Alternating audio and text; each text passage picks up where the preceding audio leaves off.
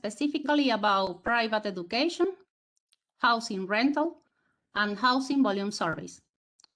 Our first session, we will have remarks and general background.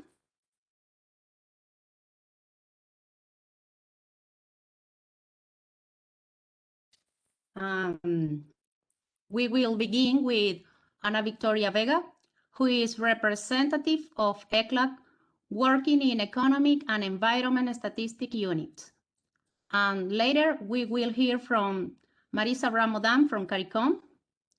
Then we will hear from William Bigil about the status of the ICP at global level from the World Bank. And finally, session 1, we will finish with Claudia de Camino giving us the schedule of ECLAC activities for special surveys. Ana Victoria, you have the floor.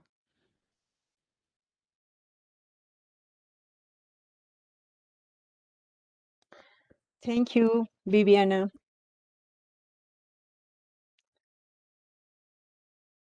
Good afternoon, everyone. Good afternoon, dear colleague. Good afternoon, William, Rui, and good afternoon, Marisa of CARICOM. First of all, I introduce myself.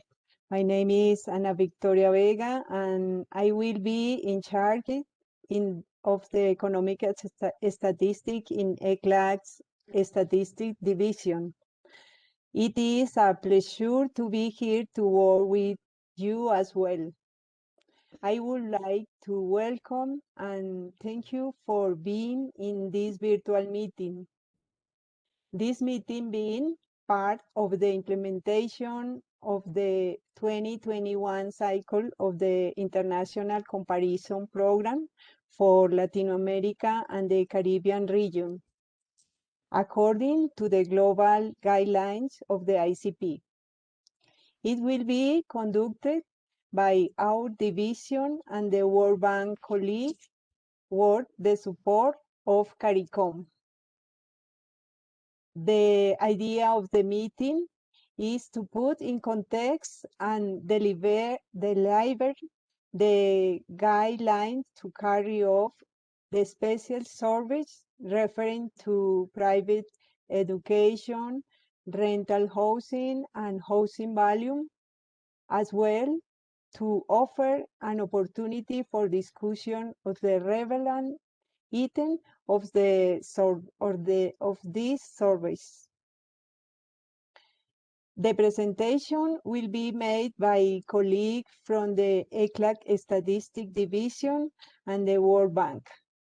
And then there will be a round of comment in each session by colleagues from CARICOM. Thank you. We request to be kindly consider the following. Please keep your camera and microphone turned off and ask to speak through the chat. Please be advised that this meeting will be recorded. We hope to have a very nice and productive meeting.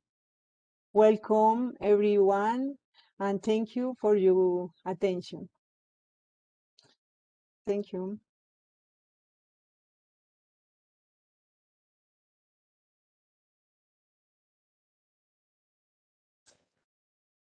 Thank you, Ana Victoria. Now, we are going to hear Marisa Ramadan from CARICOM. Marisa, you have the floor.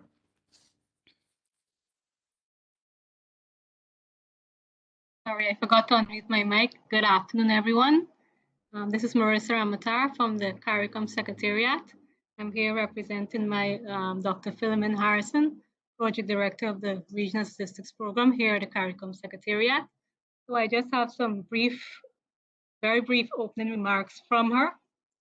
So on behalf of the Project Director of the Regional Statistics Program of the CARICOM Secretariat, I wish to welcome, I'm sorry, I think my camera, okay, sorry about that.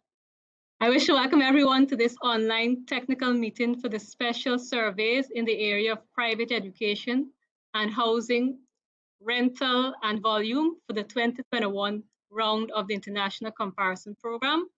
At this stage, we do not have to convince countries about the importance of the ICP.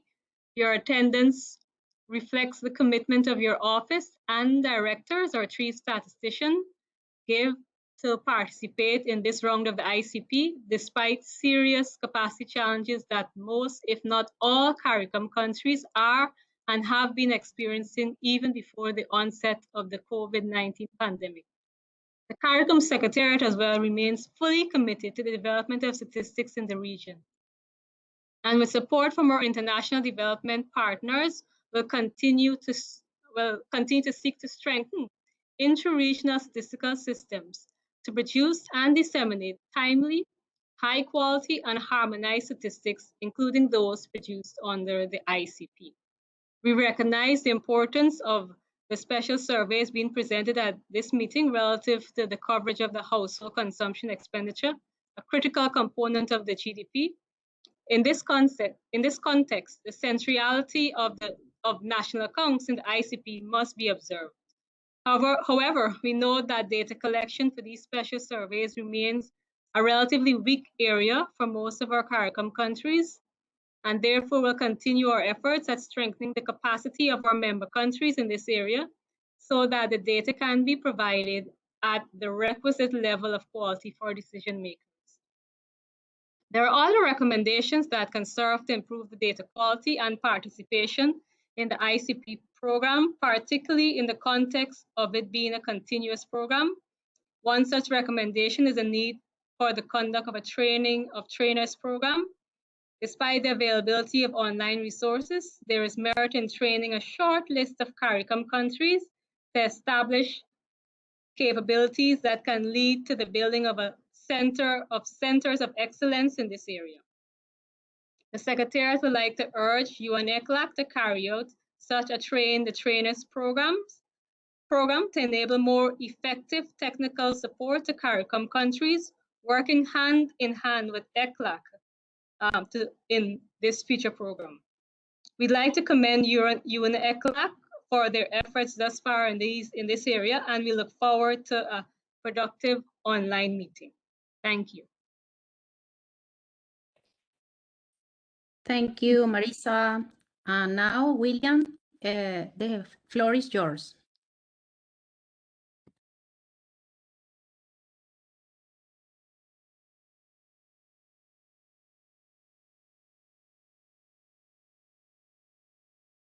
No escuchamos, William. No se escucha. Sorry, I was muted clearly. So in any case, I was saying thank you to Ana Victoria from ECLAC for her introductory words, and as well for thank you to Marisa from CARICOM. Good afternoon to everyone. For those of you that don't know me, my name is William Vigil, and I'm part of the global office team at the World Bank. I'm here today with my colleague also from the global office, Rui Costa, who will be presenting some of the operational material. On behalf of the World Bank, I would like to give you a warm welcome to this technical meeting on special surveys for the ICP 2021 cycle. I believe this is the first meeting for this calendar year. And as mentioned and highlighted by Marisa, today we will be discussing three very important surveys: private education, housing rentals, and housing volumes. These are surveys that require some unique attention, given that they require not just price data, which is what we usually aim to capture in the ICP, but also other pieces of national information. And therefore, the process to complete these questionnaires is perhaps a little bit more elaborate than usual. So without further ado, I hope the sessions are informative and helpful. I recommend that for each of the countries to please take this opportunity to ask any questions or clear any concerns that you may have on the questionnaires, on the motivation for the survey, or on the steps to complete the questionnaires themselves. So thank you very much, and I look forward to interacting with you today.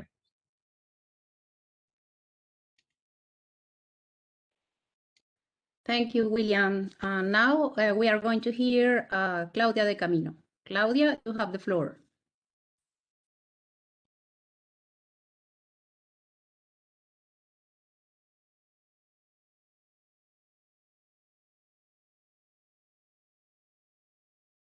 Good day to all of you. Thank you. Thank you, Vicky. Good day to all of you. I'm Claudia de Camino from the ECLAC Statistics Division. I'm part of the ICP team. I will speak to you about the main activities carried out by the ECLAC as the regional implementation agency of the ICP in Latin America and the Caribbean, and the data submission schedule. Next, please.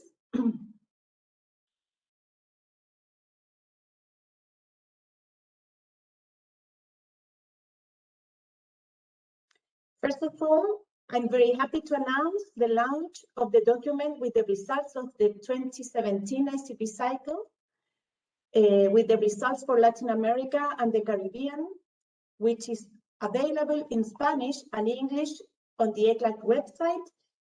And in these documents, you will find a general background, main concepts, methodological aspects, as well as details on participating countries and main results of the round and the review and update of the 2011 figures. Next, please. As a short summary of the activities we carried out during 2020, we can mention the second informative meeting of the International Comparison Program on the 2021 cycle. We had two meetings due to a language issue, one for Latin America and other for the Caribbean. And at this meeting, it was communicated that the reference year of the ICP cycle was postponed and the reprogramming of activities had to be done. In addition, the countries were consulted on their willingness to continue participating in the new cycle of the program.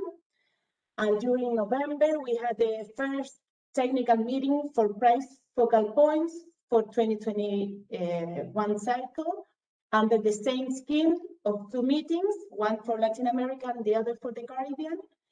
As an outcome of this meeting was the review of the regional list for household consumption with the inclusion of some new products and some changes in our specification. Next. ECLAC.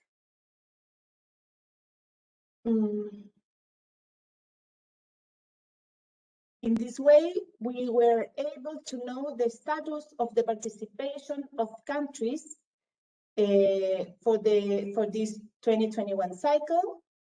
We have 34 economies participating. Guatemala is new in this cycle because they didn't participate in the 2017 cycle, and Barbados, Cayman Island, and Saint Martin, they told us they declined to participate in this new cycle. We have some question marks there because we have not received an official response regarding their participation, but they didn't decline for the moment, so we are expecting them to participate. Next, please.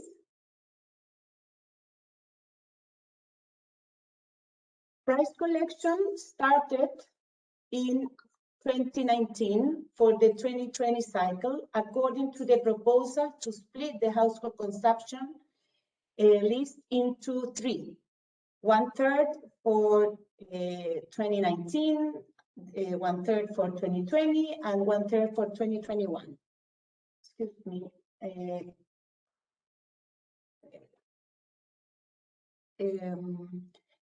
Victoria, can you go before?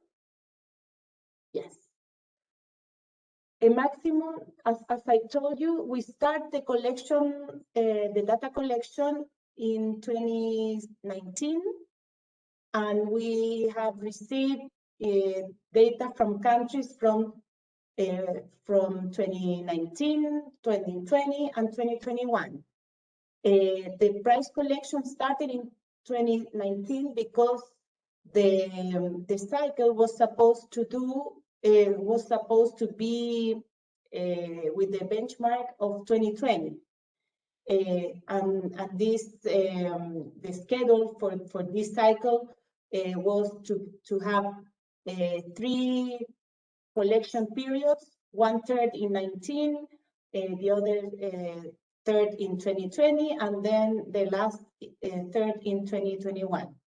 A maximum of 20 countries submitted prices for Q3 in 19 for that data for Q3 of 2019, and a minimum of 1 country send information for the first quarter of 2021 to ECLAC. In order to use this information for the 2021 cycle, ECLAC team is conducting a review, validation, and feedback process with the countries to determine its extrapolation to the new ICP benchmark year. Next, please. Regarding, excuse me, can you go before? Before? Yeah, thank you. Regarding the data submission, no, before, Vicky, this one. Regarding the data submission for 2021 ICP cycle, we established a scheme based on the nature of the products.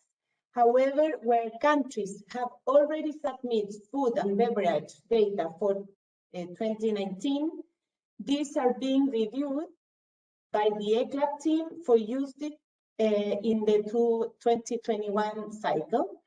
In this case, the idea would be to have the collection of at least 1 quarter in 2021 for this product group to have a benchmark. In the case of countries that have not collected prices, the scheme is the one I'm showing you with different collection period according the nature of the product and the services that we need to report. And at the last part of the table, you can see the special surveys that are going to be collected in the second quarter of this year, third quarter and fourth quarter, and then in 2022. Next, please. Next.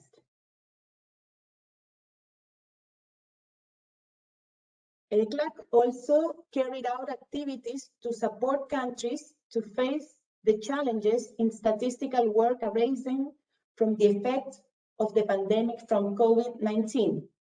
Questionnaires on COVID impact on statistical operations through the Statistical Conference of the Americas were conducted in order to have a better diagnosis of the situation.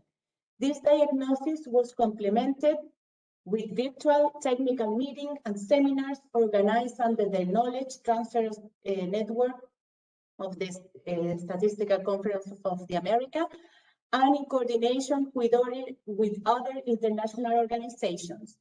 All the information obtained from these sources allow us to elaborate documents with recommendations published under a special ECLAC series on COVID-19. ECLAC also carried out technical assistance through virtual meetings with teams from national institutions. Next.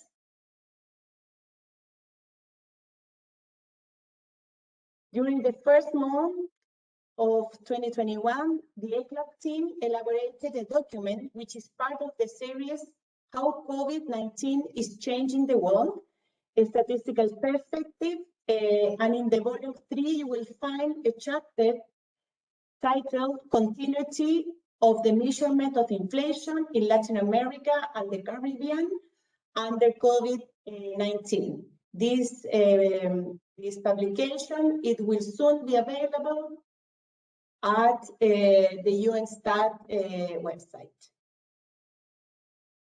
Next, please.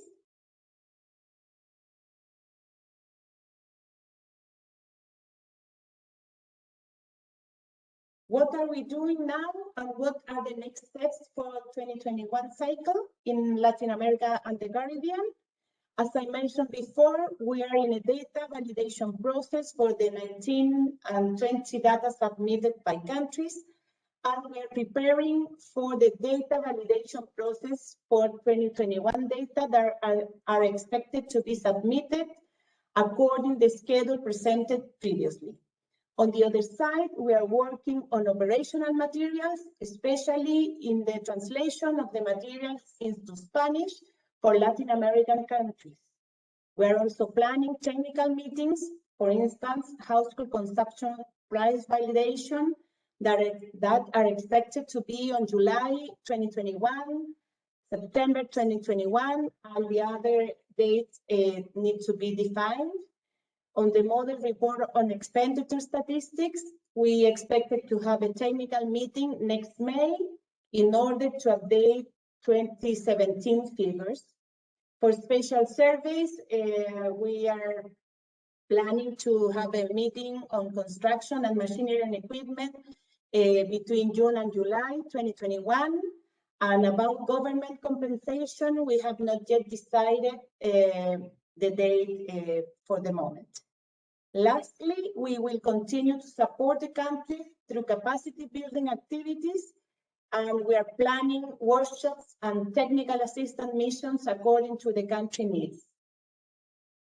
Thank you. And if you have any further question or if you need any support from us, please contact your focal point, and please copy your questions in the mail that we have dedicated for this. Thank you. Thank you, Claudia. And now, in session 2, we will focus on private education survey. Janina Lopez will present private education survey contents, and later, Rui Costa will present data entry form, and we will finish this session with question and comment with Marisa Ramadan. Janina, you have the floor.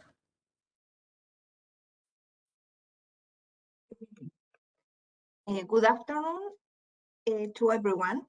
I'm Janina from ECLAC, Statistics Division.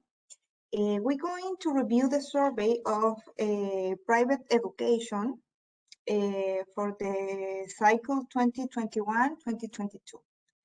Next, please. The objective of the survey is to collect information related to education services provided to the cycle 2021. Next. On the region, there are two modalities for this service. First, academic year that start and end in the same calendar year, T. And second, we have an academic year that start at mean of T-1 and it end in T.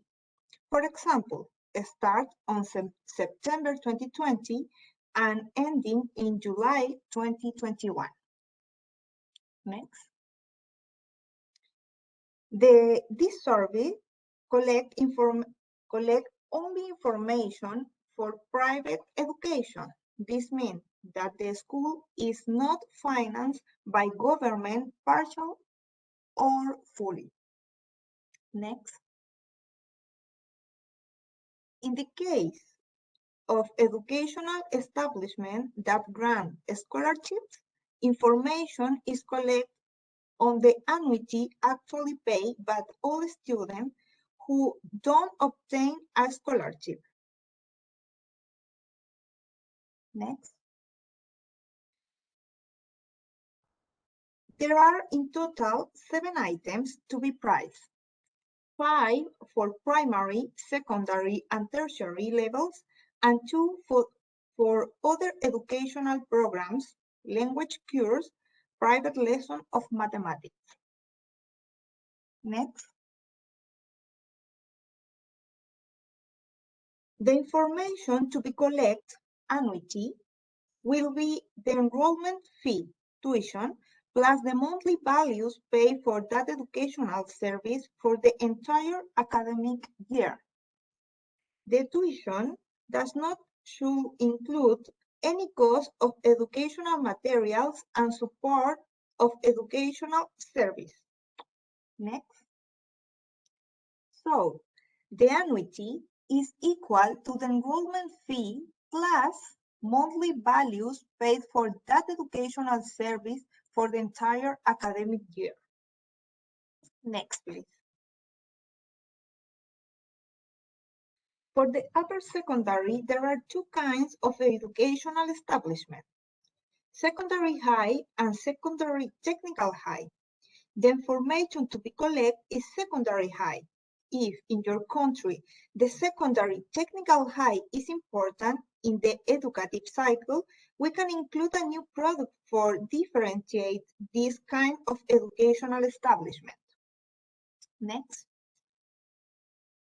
Bilingual school, if there are representatives of the private sector, may be considered.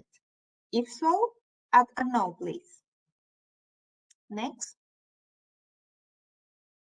The collection price for the tertiary level is only bachelor's or equivalent level.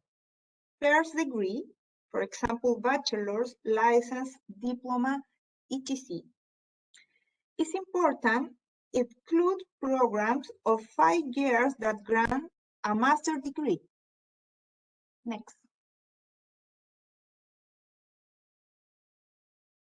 It's important also introduce in the form information about of the number of school days in a starting date and ending date, differentiating the days according to the year. Next. If all levels are provided by the same educational establishment and there are no change in annuity, it is possible to report the same value at all levels. Next. For foreign language classes, only information from establishments that provide this service, such as Language Institute or Language School, should be collected. In this case, private lessons are excluded. The fee does not should include the cost of materials and support of educational services. Next, please. For private lesson of maths, out of school tutoring, the hourly rate for the services of freelancer should be collected.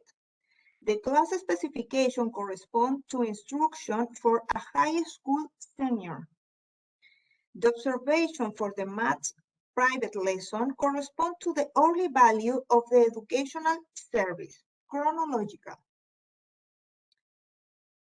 The next. The educational cycle according to the International Standard Classification of Education 2011 have 3 main levels. First, we have primary level corresponding to level 1, where the entrance age is for a student from 5 to 8 years old, and exit age is between 10 and 12. The duration of this cycle is between 5 and 6 years.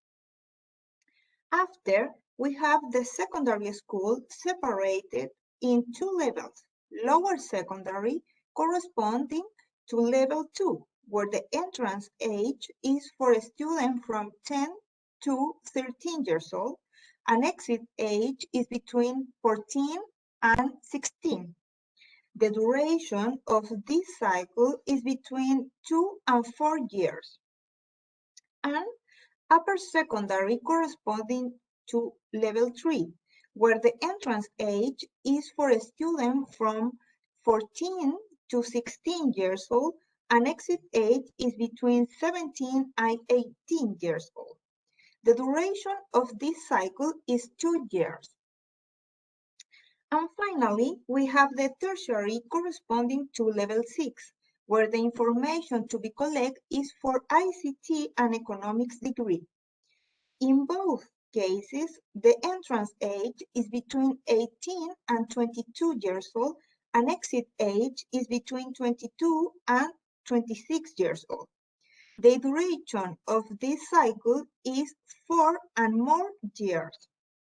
Now, on the next slide, please, we're going to see the educative cycle of Jamaica like an example. The primary, in this case, has 6 grades, where the entrance age is 6 years old and the exit age is 12, and the duration of this cycle is 6 years. For the lower secondary, the price can be collected is in junior high, secondary high, new secondary, and comprehensive high, where the grades is relation with the 7th and 9th grades.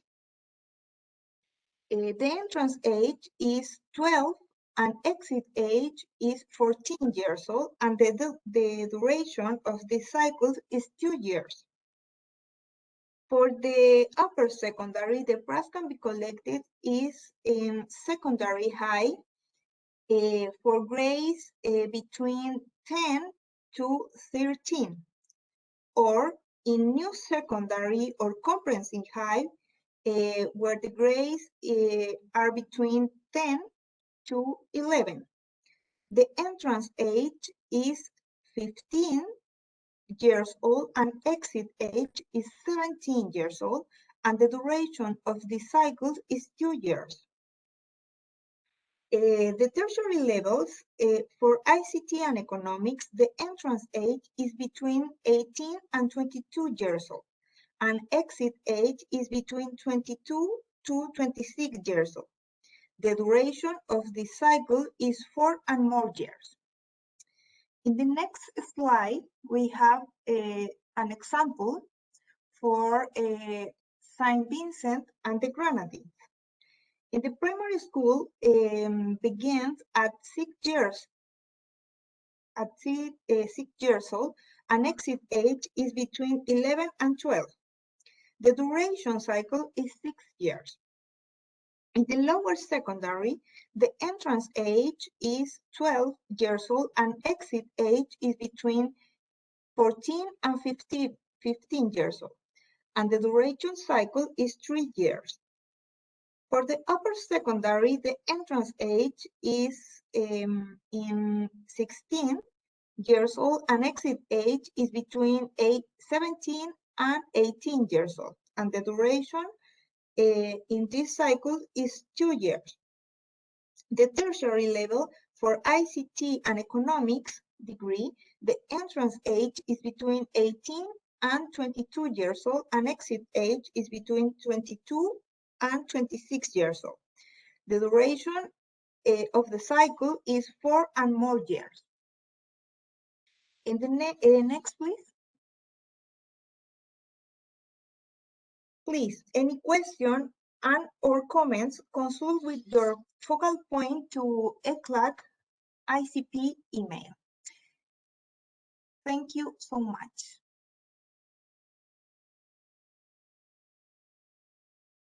Thank you, Janina. Now we are going to move on to listen Rui Costa. Rui, the floor is yours. Hello and thank you, and hello everyone. Can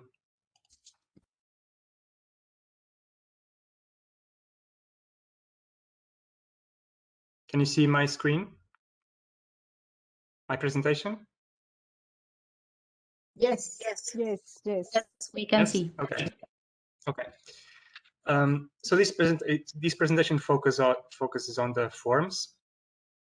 I'll begin with a short intro on the ICP approach. So in the ICP approach, like was presented before, we have both price collection and consistency with national accounts. So regarding price collection, we are looking at education items that are presented before, that are according to the UNESCO International Standard Classification. So the primary education, secondary education, tertiary education. And the second point is that they have to be consistent with national accounts. So they have to follow the same concepts used in national accounts.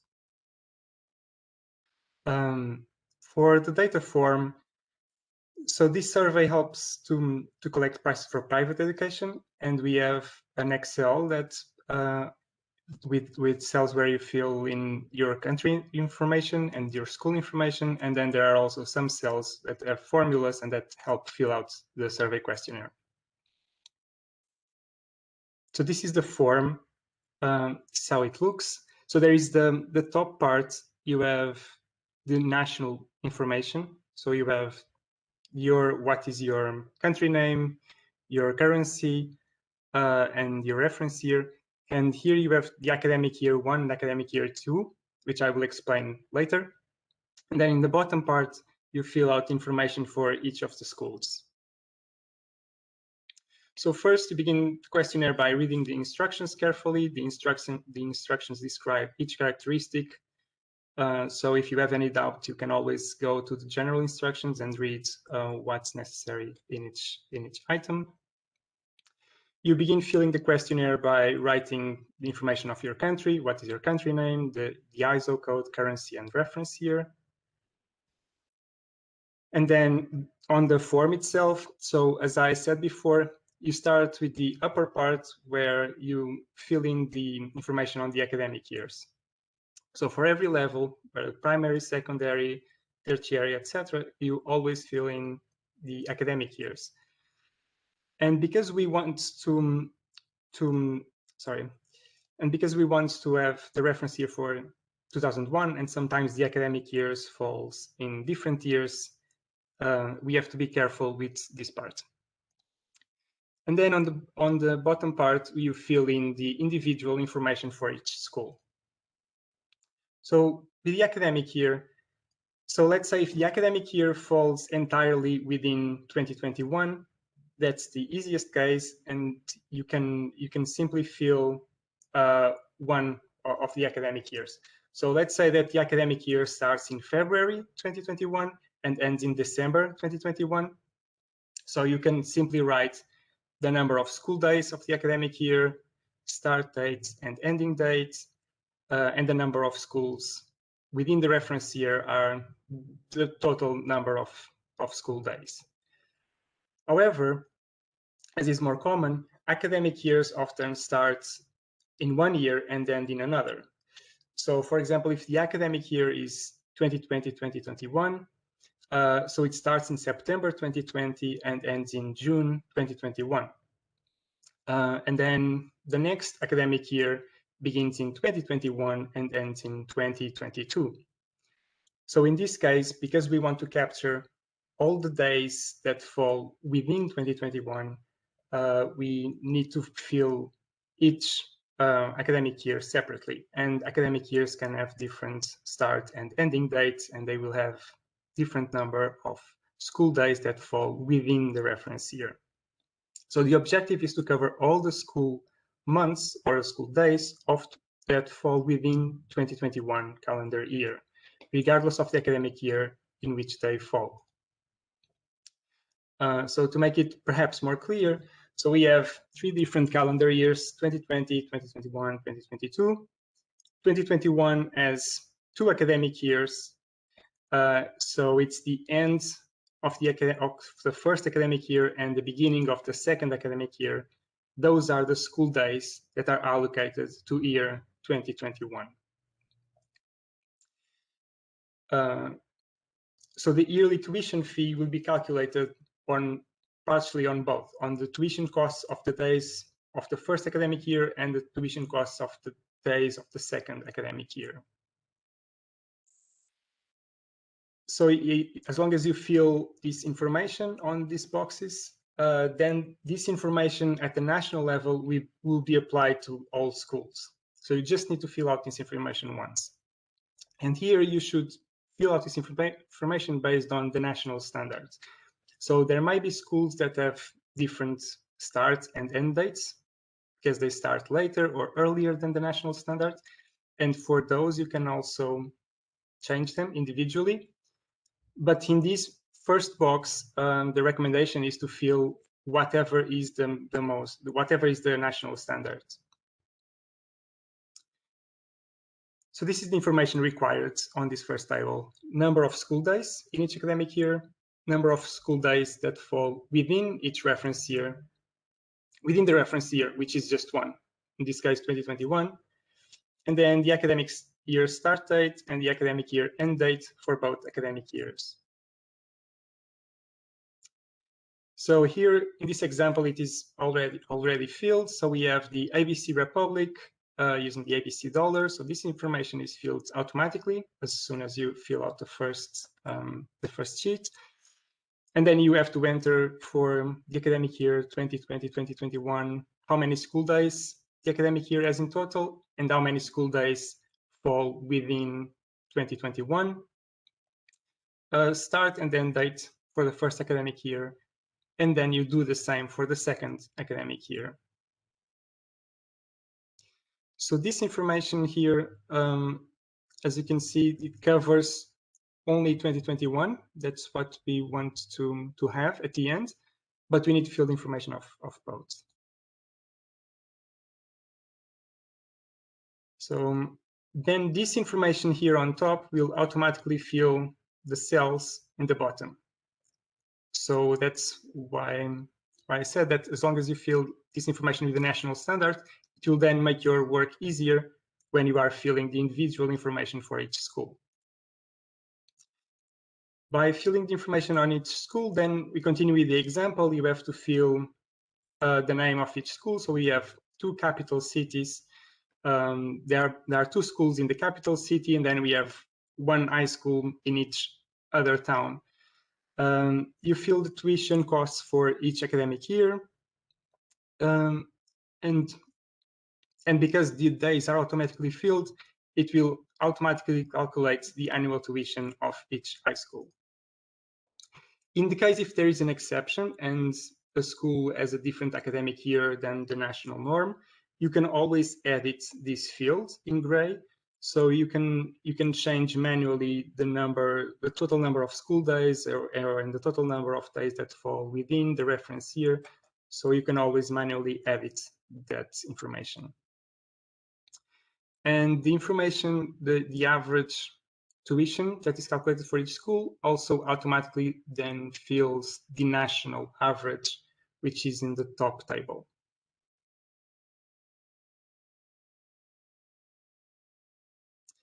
Okay, so all of this information that you fill in each of the specific sheets. So in this case, I was filling information for the lower secondary general education.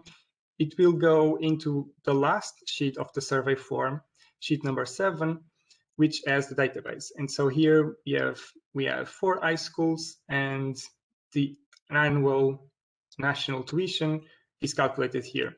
So this formula is also automatic, and it's at the end of the survey form. On frequently asked questions, so can I exclude public school tuition prices? So no, so this survey is only for private establishments, as mentioned before. And what is a private establishment? So again, remember that we have to follow the definitions of national accounts. And there is here a chart that helps to determine whether or not given establishment is private.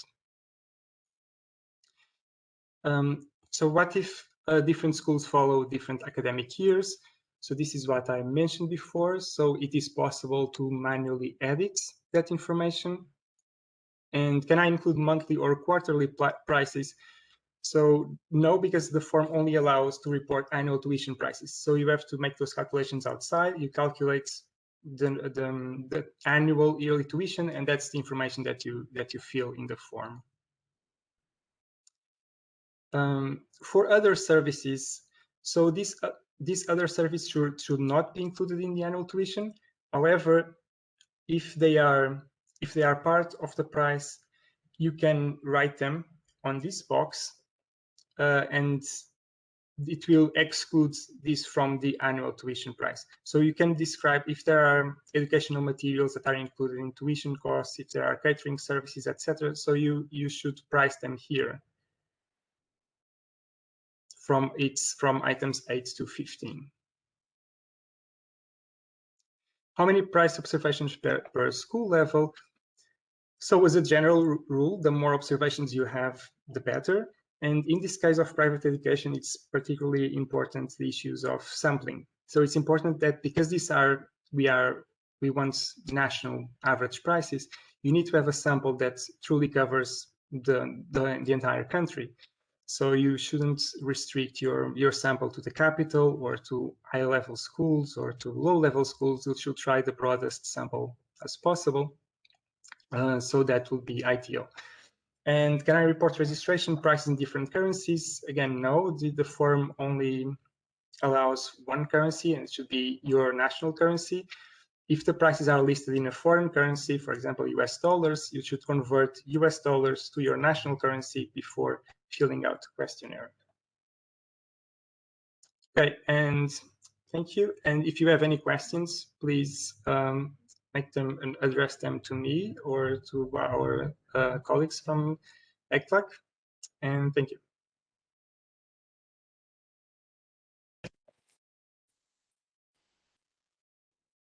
Thank you, Rui. Now we are going to hear Marisa Ramadan. Marisa, the floor is yours. Good afternoon, everyone. I think I'm supposed to be coordinating if there's any questions or comments from the rest of the participants. I'd like to thank the two presenters for their very informative presentations, first of all, for carrying us through the data entry form and for explaining more on the how to complete the private education survey. I know that this is a questionnaire that most of our CARICOM countries don't usually have difficulty filling out.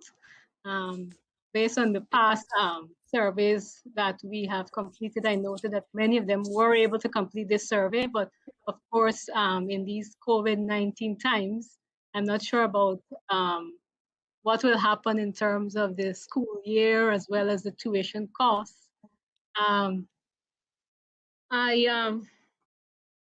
There was something I was going to, it just slipped my mind just now that I was going to ask, but I don't know if any other of the participants who are online have any questions. Oh, I was going to ask, I think the survey is to be completed this year, in the fourth quarter of this year. This survey is to be submitted, is expected to be submitted this year, right? 2021, the fourth quarter. And I was wondering, in terms of the academic year that it's supposed to span, if anyone from ECLAC can assist me with that, just one clarification.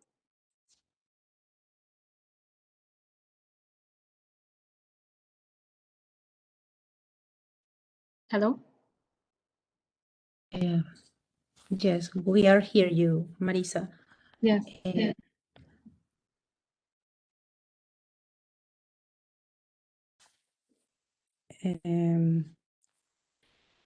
Thank you, Marisa.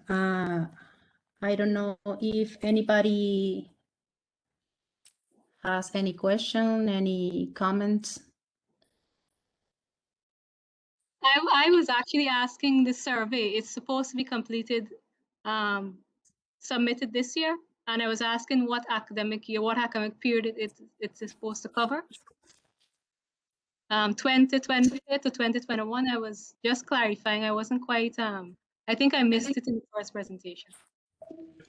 So the reference year is 2021. So what can happen is that 2021 is covered by two different academic years. So for example, 2020 and 2021, and then 2021 and 2022, right? But in the form you have, like, you can fill that data, right? But the reference year is 2021. About the delivery, I think that's within ECLAC's calendar. I think it was on ECLAC's presentation, the delivery date for this survey form. I think it was the Yeah. fourth quarter. I was just clarifying if that's what I saw. Yeah. But Yes, anyway, I just I don't know if any of the CARICOM countries or online have any other questions or comments on any issues that they might have in terms of submitting this particular survey for that time period. one thing respect to educational survey, the information is for the year, so it's not collect information only in a quarter. So when we speak or when we need collect the price for every level, we need the information for a entire academic year. This is important taking in consideration, no only one quarter.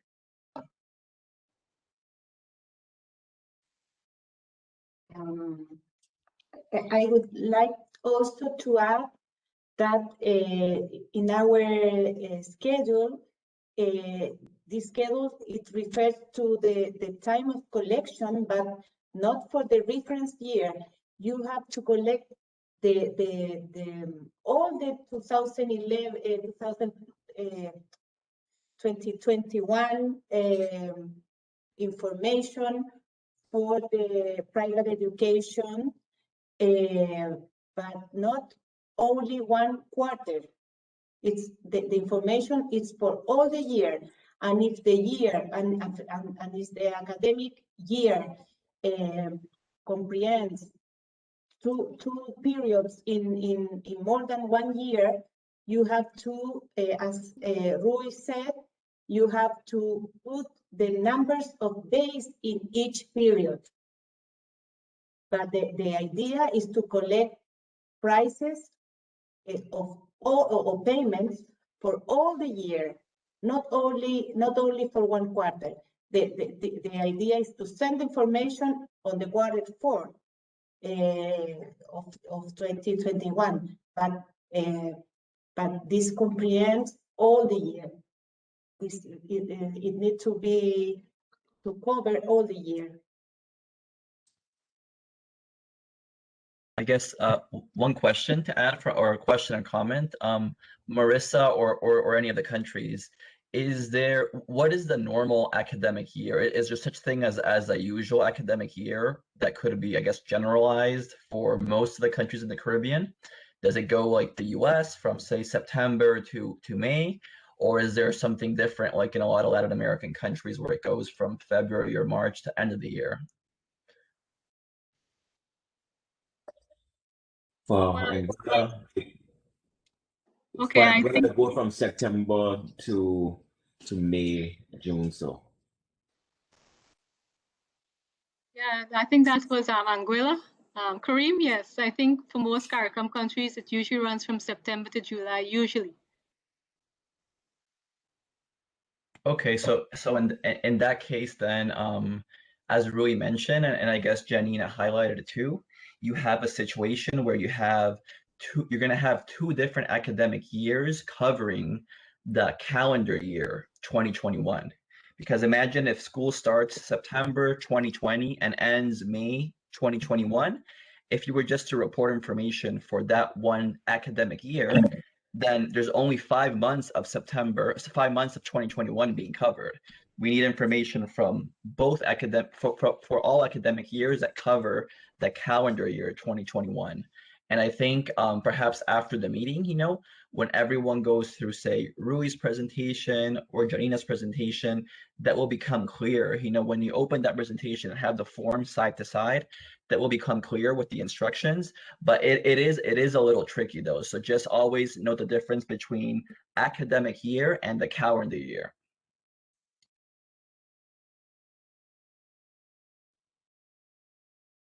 Yeah, only to be clear, Ana Victoria is presenting, but I can't see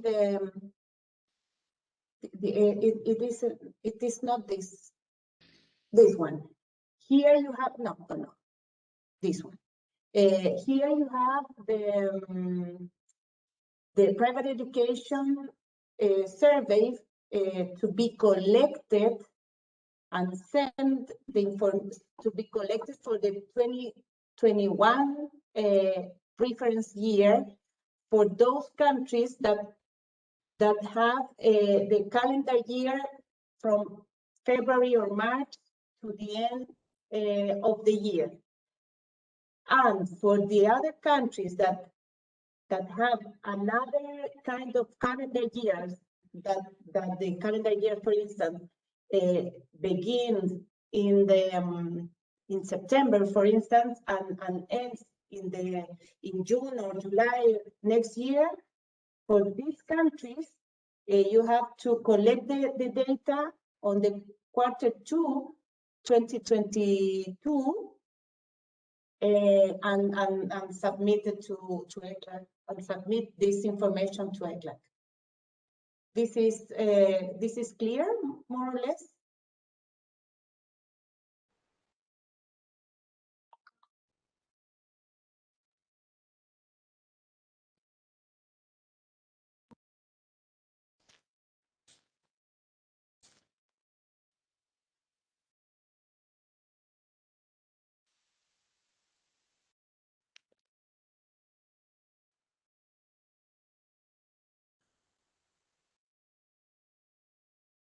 Is that clear?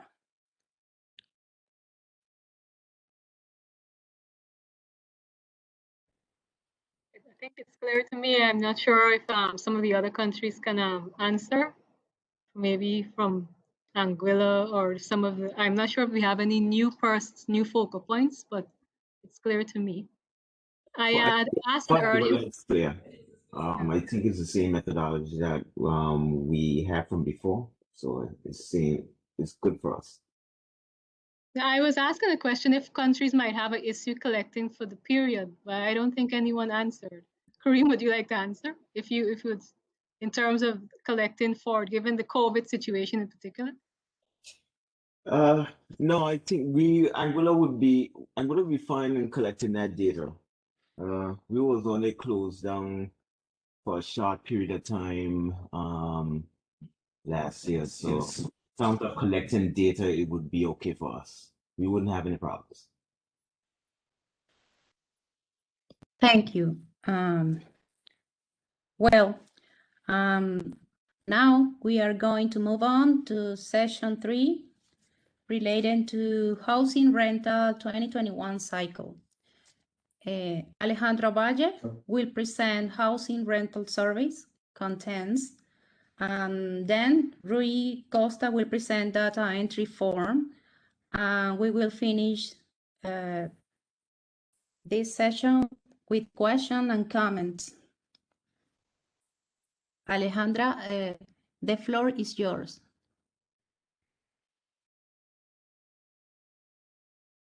Thank you, lady. Yes, good afternoon. Alejandra, I have a problem. I can't show your presentation. Sami, ¿me puedes dar el acceso para compartir, por favor?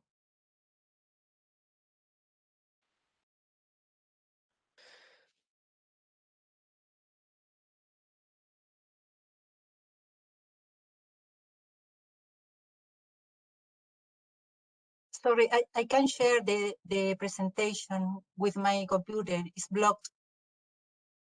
Ana Victoria puede aprieta el circulito y te lo manda a ti. Yo la paso, deme un segundo, la descargo y la paso.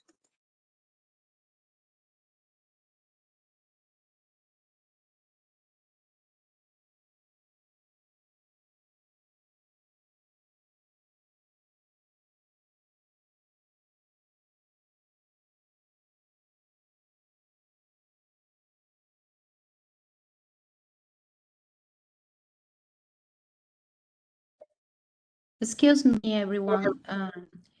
If there are some questions or doubts, if you have some question, you can write this question in the chat and we can answer later.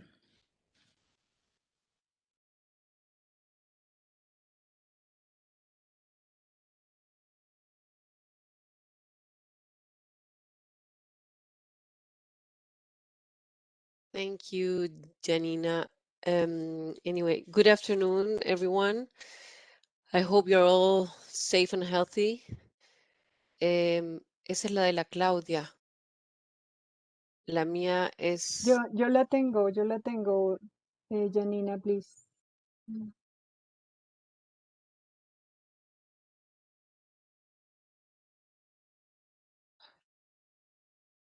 I see. That's the one. Thank you. Aprieta abajo, María Paz, para presentación. All right. So I will present the rental survey for the 2021 cycle. Next, please. The contents of this presentation I will give you some background. Then I will give you the specifications and the characteristics that this survey has, the price measurements, some recommendations, and some dates.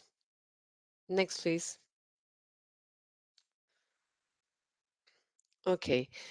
The definition of system of national accounts has two parts. It is divided in two parts. One related to the rental survey, which is when dwellings are rented by their owners, rentals are recorded as output of housing services by owners and final consumption expenditures by tenants. And the other part is for the volume survey, when dwellings are occupied by their owners, the imputed value of the housing services enters into both the output and final consumption expenditure of the owners. We will focus only on the rental survey. This is the first definition then, the one in red. And later on, Claudia, I believe, will do a presentation about the volume survey. So next, please. So as I said, housing comes from national accounts, so it is divided into two surveys. We will only focus on the one actual rentals, which is the actual expenditure by household on rents for dwelling. The imputed rental, the owner occupied, is the estimate of how much owner occupiers would have paid in rent if not owning their dwellings. Next, please. If you can see we will therefore estimate PPPs of the actual rental. And if you can see on the slide, if you see the basic heading of housing services, on the individual consumption expenditure by household, there is the actual rentals for housing and the imputed rental for housing. So this is the actual rental for housing, the one we are looking now. Next, please. We're going to see the specifications of the types of dwelling. Next, please. There is 6 types of different dwellings. The first one is the studio apartment, and the main specification for this is that only the bathroom is between walls. The rest has no walls at all. So what you have to look in this type of dwelling, you have to look at there is 2 types. The one that is in square meters is between 15 and 35 square meters and 35 and 60 square meters, which corresponds to 160 and 380 square feet and 380 and 650 square feet. Next, please. The second type is a 1-bedroom apartment. Here we have three types of dwelling in square meters. The one that goes from 20 to 40 square meters, from 40 to 60 square meters, and from 60 to 80 square meters. And in square feet, it would be 220 to 430, from 430 to 650, and from 650 to 850. Now here for this bedroom apartment, bedroom is separated by walls from the rest of the areas. Here it's not like the one before. Here you do have walls. Next, please. The third type of dwelling is the two-bedroom apartment. Here also bedroom and bathrooms are separated by walls. Here we have three different types, which is from 40 to 60 square meters, from 60 to 80 square meters, and from 80 to 120 square meters. And it corresponds in square feet to 430, from 430 to 650, from 650 to 850, and from 850 to 1,300. Next, please. Then we have the fourth type would be the three-bedroom apartment. Here we only have two different types, the one that goes from 60 to 80 and from 80 to 120 square meters, and 650 to 850 and 850 and 1,300 in square feet. The main characteristic here is also that bedroom and bathrooms are separated by walls, as you can see on the picture. Next, please. Now is the attached house, the row house. This one, there must be at least one wall from the main house in common with neighbors. Here we have no specification concerning how many bedrooms or bathrooms.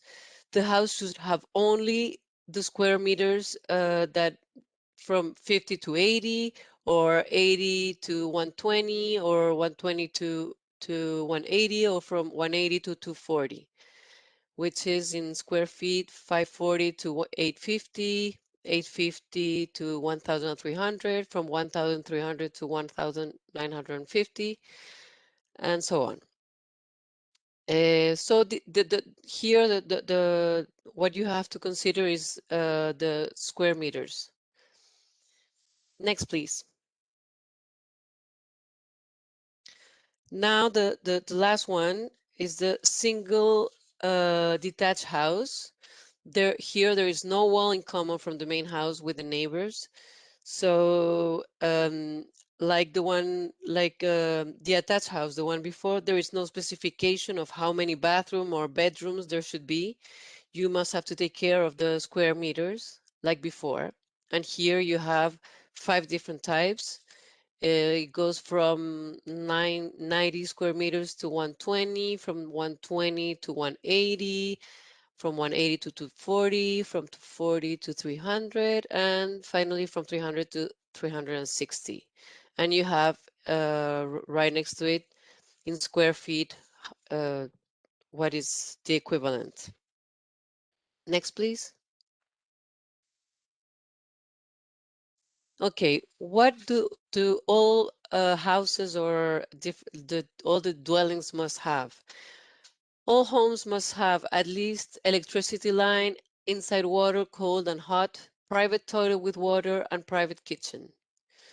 The rental price exclude furniture, materials, and service for maintenance, energy supply such as water, electricity, gas, and other fuels, subsidies from government or employers. Next, please. Price measurement. Here, this is very important. Price should not include commissions to real estate agents and neither payments for basic nor common services. Price should be annual, so it is the sum of the monthly prices times the readjustment factor.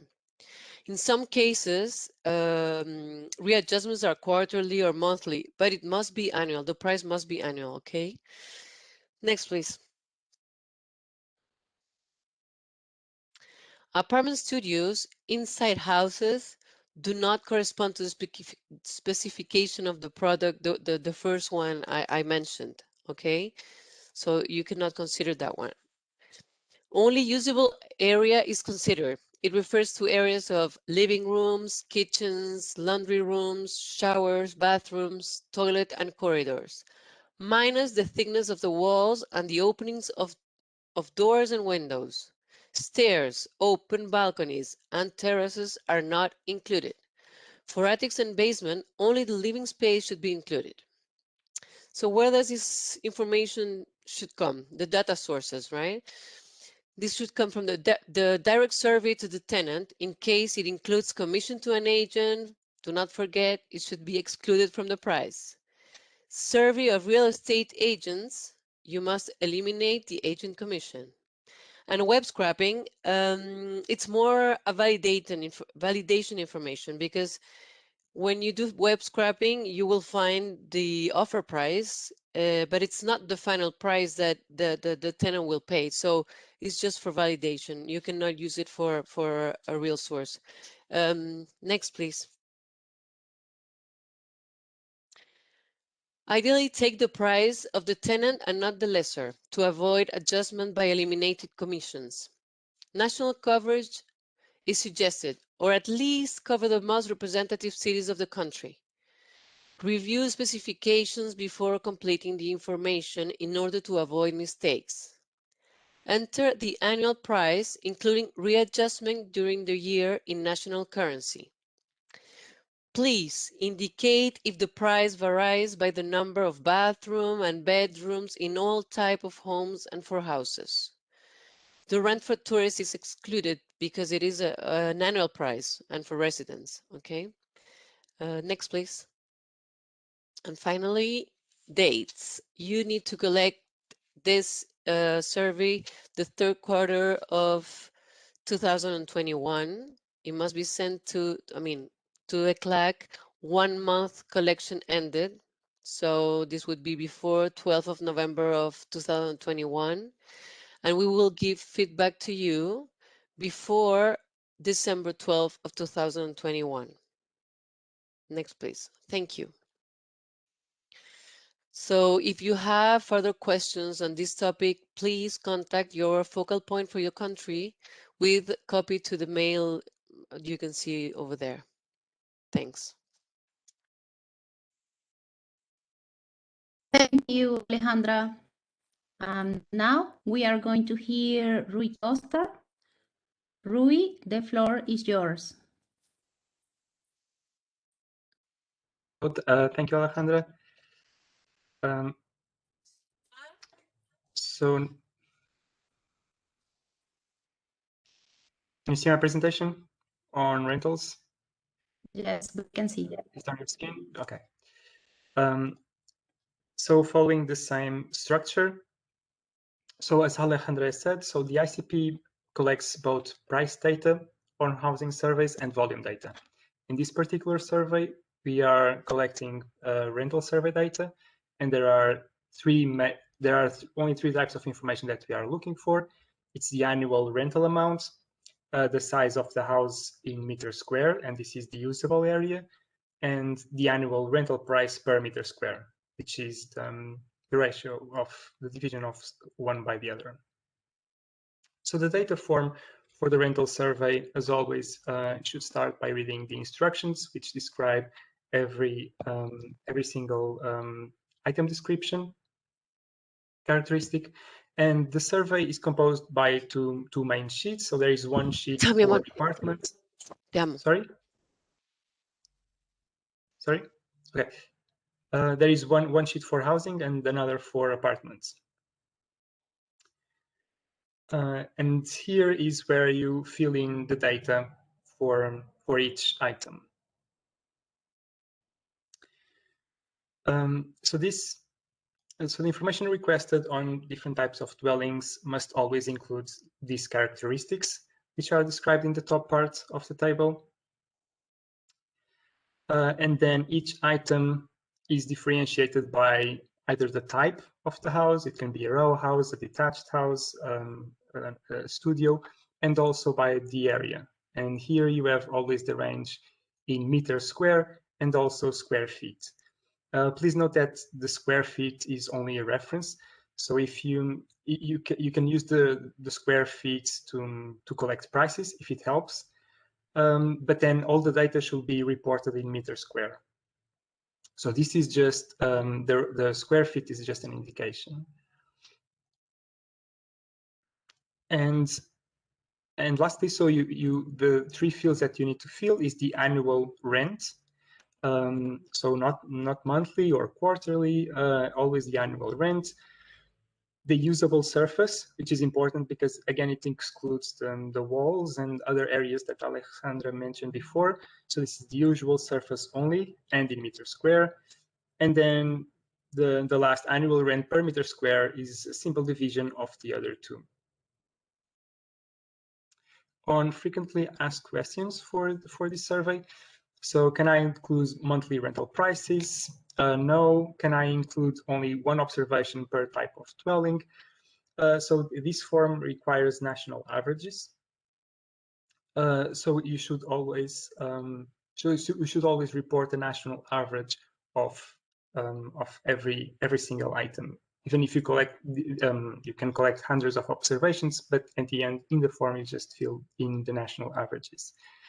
And the rental prices in square feet, as I mentioned before, you should only report prices by meter squared.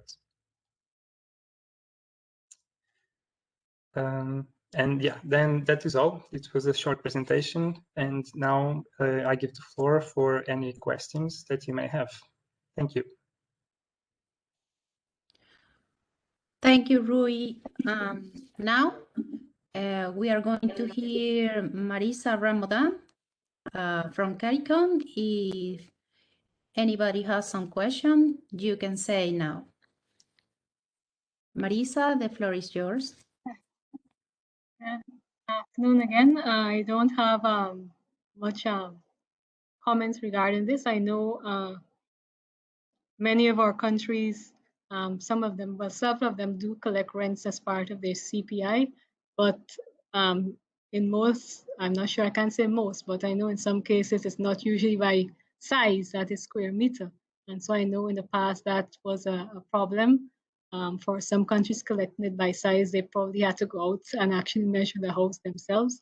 But I'm not sure if anybody else has, any of the countries here would like to share any other, or rather have any other questions regarding the collection, how they go about collecting the survey, the rental survey. But from my part, based on previous rounds, I know that was an issue, collecting it by size. That's for me.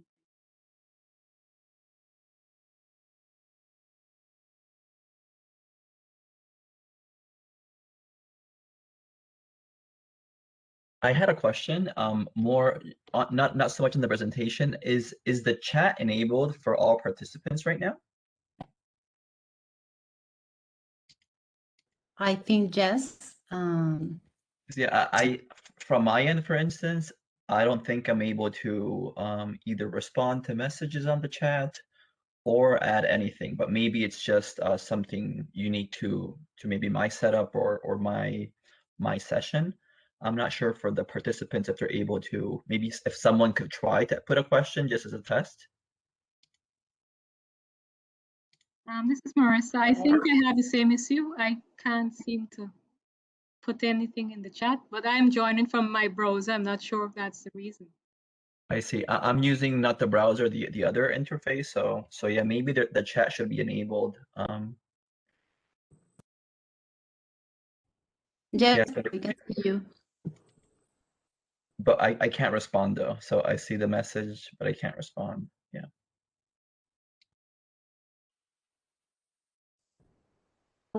As well for me here, I'm actually using the application. I'm Alfish Brown from Statistics Department, Montserrat. I just wanted to pop in just to kind of piggyback on what Marisa had mentioned.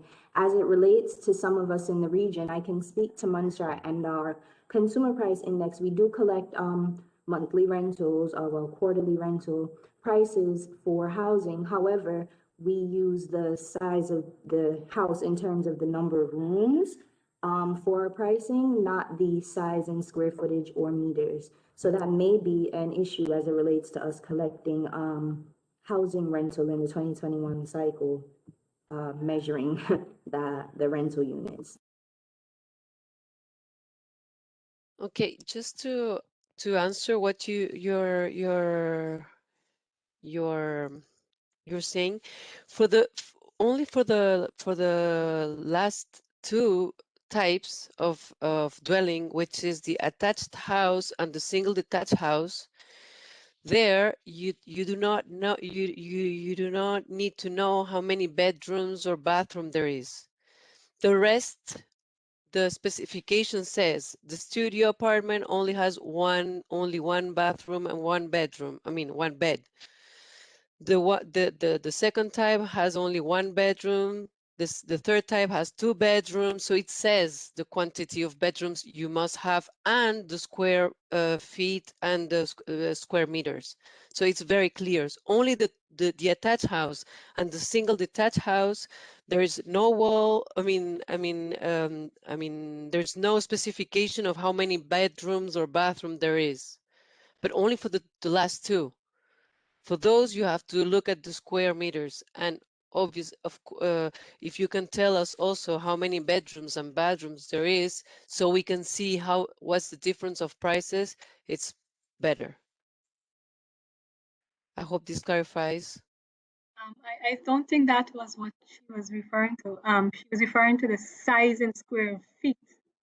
That is a problem. They're collected by rooms, not by size in square feet. That is what she was getting at. I don't think that is the size in square feet is a problem for some of the member states. Even though they may collect it in their CPI, they don't use the size of the house in square feet. They won't have that information in their CPI. They would only have the number of bedrooms and living rooms, but not the size, the actual size of the house in square feet.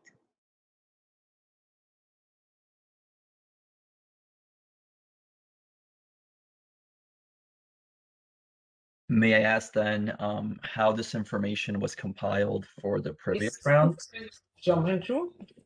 Well, for Anguilla, we have the problem because we actually do the same thing as Montserrat, where we look at actual bedrooms, so whether it's studio, 1 bedroom, 2 bedroom, and so on. We actually had to call some of them and ask them what is their size. That also presented a problem because some of them didn't even know what the size of the actual apartment was. Yeah, I hear Right. that. So we actually had to break it down, probably ask the size of the rooms and so on in order to be able to get an estimated size of the apartment. So that's what Anguilla did. And if you go to an agent, they don't have that information?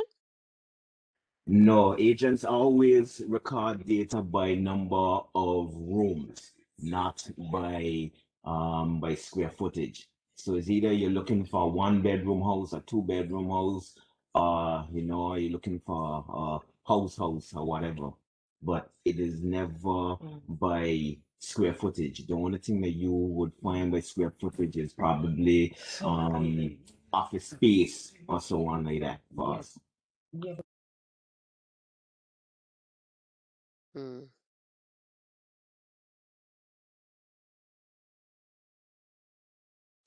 Maybe you can, is there a way that you can estimate that information?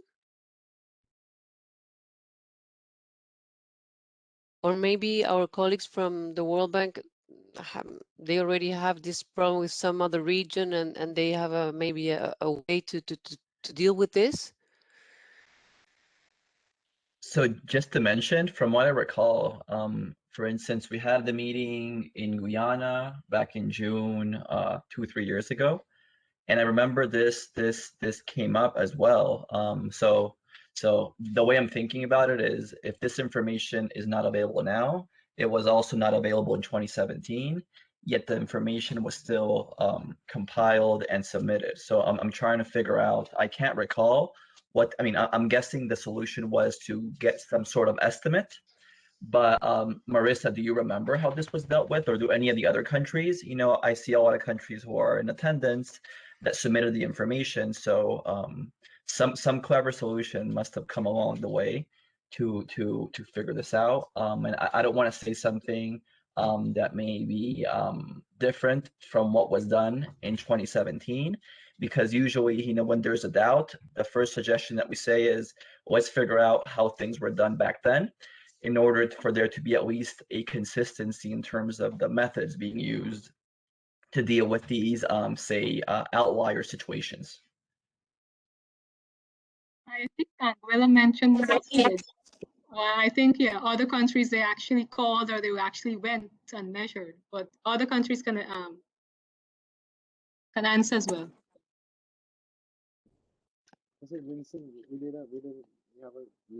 We can hear you. Hello? Can you speak louder? Because we can hear you, but very, very... Or is it just me?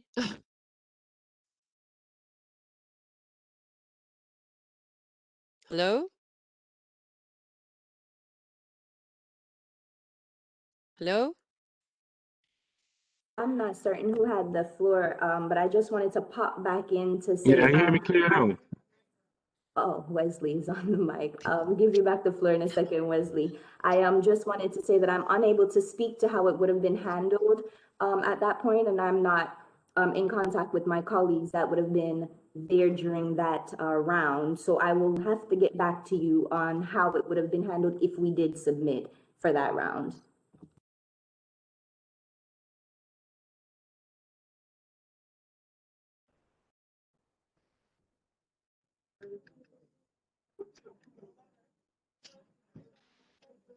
Yeah, hello?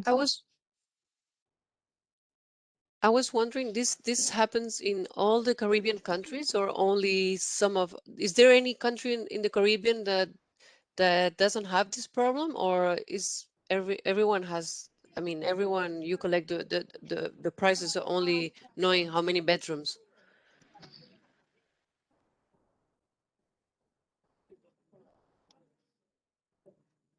You can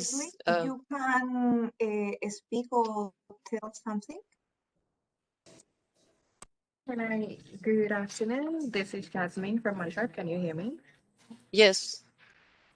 Okay, as with Anguilla, we were not able to report based on square footage. And normally, like he said, when persons rent home, it's based on the number of rooms. We tried contacting the physical planning unit for assistance, but unfortunately they were not able to provide a proper estimation for that as well. So if we did have to submit, it would have been based on the number of rooms and not necessarily the square footage, because we don't have that data available.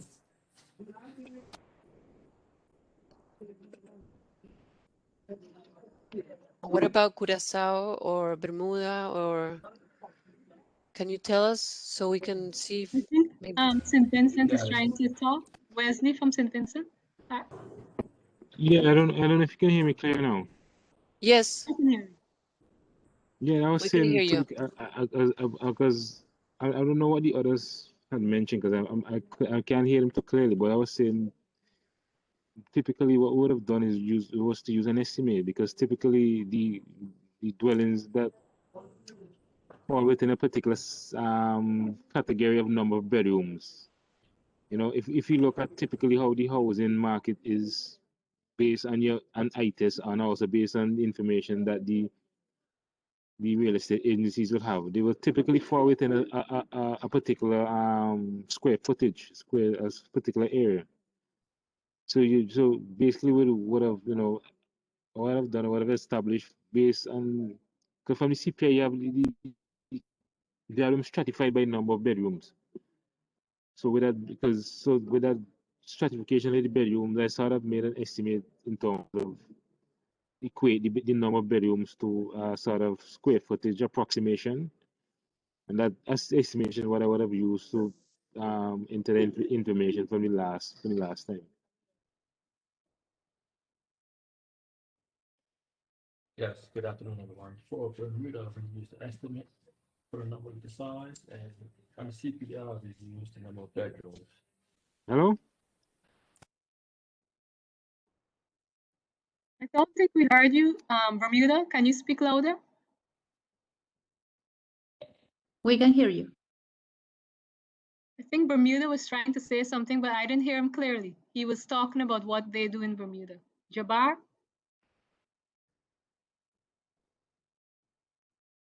Yes, you can hear me now? Yes. Okay, we use the number of bedrooms, and for the last round, we might have provided an estimate on the number on the square footage.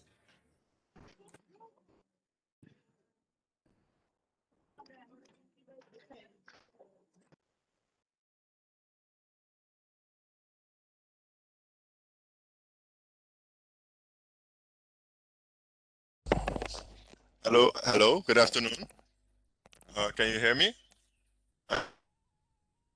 Yes. So, yes, with regard to this question, I wasn't the focal point in 2017, so I have to check with my colleagues how on the specifics thereon. But as far as I know, I use the census and household budget survey. And as I recall, we do have square meters area questions. Although I'm not sure if the categories specifically that you mentioned are separated as such, but we're able to offer an estimate by, I don't know, hedonically. I believe I'm thinking hedonics here, that we use the amount of bedrooms and amount of square footage, right? And then estimated rent accordingly. But I have to check with and we're not at the office. Curacao is in lockdown moment at the moment since yesterday, so we're working from home. And administrative sources, Public Housing Foundation of the government, right? They are a source also in deriving estimates hereon.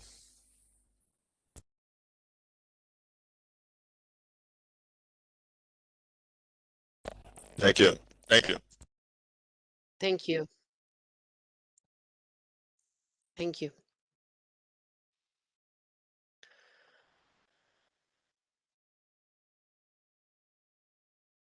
So maybe a suggestion moving forward could be that one, that each country can try to see, not just for this survey, for the other surveys too, what was done to fill up the form previously. Part of the idea of having the ICP not every 6 or 7 years, but every 3 or 4 years is hopefully that the information or that work that is done, is not lost, so that historical memory is preserved in a way, And I think it's easier now that each cycle happens every 4 or 5 years and not 10 years as the previous one. So I guess a general recommendation here is for countries to figure out how the form were filled, previously, And two, perhaps, is something that comes to mind is instances where some countries do recall or do have the information of how this information was dealt with from the previous round, say in the case of St. Vincent or Bermuda, maybe those specific cases could be highlighted and shared with the rest of the countries in order to guide everyone and to ensure that everyone is on the same page. That's what comes to mind. In a way to move forward and hopefully make everyone's life also easier. We don't want you to spend, all this time trying to figure out how this was done before, how to do this, when a colleague already dealt with the same exact situation not too long ago.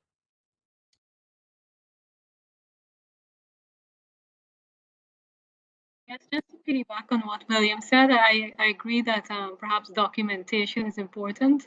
So for those who are participating in this round, perhaps the method that they use to fill out the special survey can be documented and if a new focal point should join, they will have the documentation as to how it was done.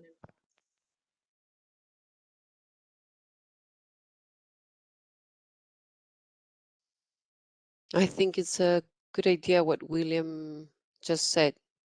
Maybe it's very important if you can see how you did it before and let us know. Thank you.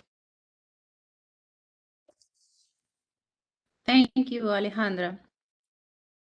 Well, we are going to see, we are going to move on to session 4 related to housing volume 2021 cycle. And Claudia de Camino will present housing rental survey contents. And Rui Costa will present data entry form. And we will finish this session with questions and comments. Claudia, the floor is yours. Thank you, Viviana. Victoria, can you help me with the presentation? Yeah, one moment, please.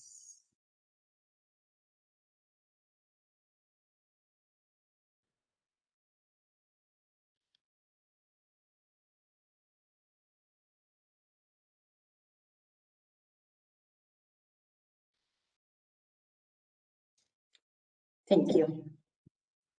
In this last session dedicated to special surveys, I'm going to refer to the background on housing volume for the 2021 cycle.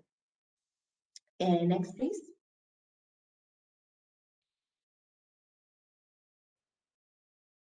The main purpose of the ICP is to calculate PPPs for the GDP from the expenditure components. In this regard, the housing volume survey is related to the calculation of PPPs for that part of household consumption expenditure related to housing services to be imputed. And this happens because the occupants of the dwellings are the owners, or these dwellings have been transferred to them to live there. And an estimate for these housing services is needed. Alejandra, in her previous presentation, talked about the actual rentals for housing, but this housing volume survey is related to the imputed rentals for housing, as I mentioned before. Next, please. As discussed in the previous session on rentals, as I mentioned, the household expenditure on housing services and the respective calculation of PPPs can be split in two parts. One for rentals that was analyzed in the previous session, and the part related to the housing services for owner-occupied that implies the estimate of how much owner-occupiers would have paid in rent if not owning their dwellings. Next, please. In this way, the ICP approach for housing household expenditure is based on rental survey for rented housing and rental equivalents for owner-occupied dwellings. In addition, the calculation of PPPs is based on rental survey and on quantity or volume method that what is about this survey. Next, please. For this quantity method, we have the housing quantity form with global specifications, and countries are expected to send their quantity information according to dwelling type, construction type, and location. Rui, my colleague from the World Bank, will go into details in the form, so I will only refer to the main concept and sources of information. Next, please.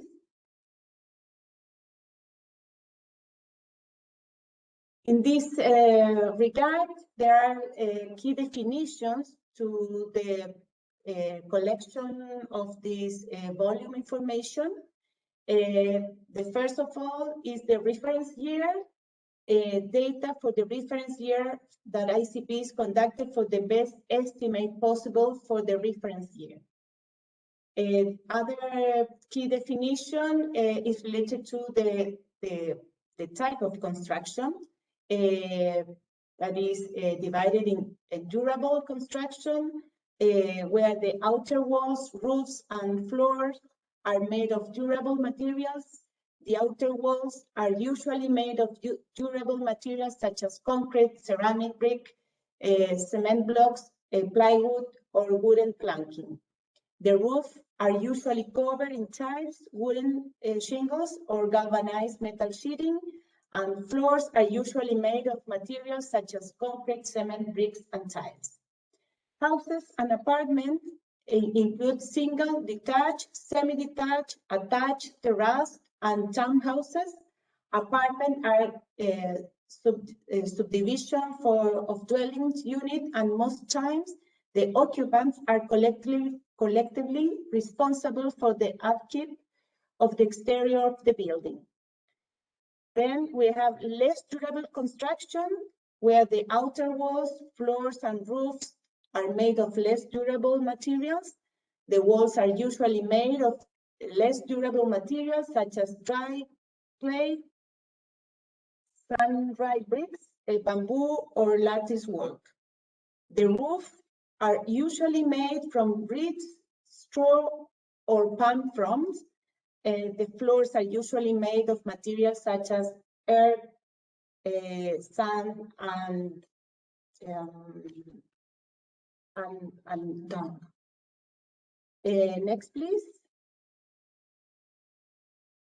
There is also a space to collect or to estimate informal dwellings, also known as informal housing, informal settlements, or implantation savage. They are residential areas where a group of housing units has been constructed on land to which the occupants have no legal claim or which they occupy illegally, or unplanned settlements in areas where housing is not in compliance with current planning and building regulations. So there are unauthorized housing. We also, in this respect, we also need to have information about urban and rural. There is no standard international definition of urban and rural. Countries are advised to use their own definition for these concepts. In the case of rooms, include bedrooms, sitting rooms, dining rooms, study rooms, playrooms, and kitchens that also serve as dining rooms, but exclude halls, utility rooms, shower rooms, bathroom, toilets, and kitchens that are only used for cooking. It can be further defined as the space in a housing unit enclosed by walls reaching from the floor to the ceiling or roof. Next, please. The usable space refers to the floor area of living rooms, kitchen, utility rooms, shower rooms, bathroom, toilets, and halls, minus the wall thickness and door and window recesses. Stairs, open balconies, and terrace are not included. In the case of attics and cellars, only the habitable area should be included. Information on usable surface area of dwelling is requested to be provided in square meters. Number of occupants, the national total number of occupants in all dwellings should be close to the total population. Electricity usually generated by power station, which use various fuel sources or can be generated by the household itself from diesel or gasoline, generators, solar panels, or wind power. And the last part of key definitions, another question is about water. Inside water refers to having water supply. that is piped into the dwelling itself or piped from an underground spring or well that is for the exclusive use of the household. Private toilets for the exclusive use by the occupants of the dwelling unit and have running water. The toilet may be inside the dwelling or in a separate structure. Central heating provided either from a community heating center or from an installation built in the building or in the housing unit established for heating purposes without regard to the source of energy. And in the air conditioning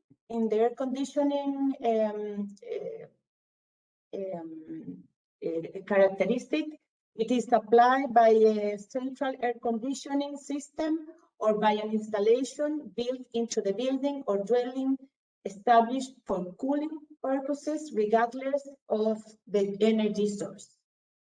Next, please. Data sources for this survey may come from the national census and or household surveys. In case the census definition are not equal to the required classification, we need the explanation detailing these differences and projections based on census sampling frame or national account estimation should refer to a national coverage.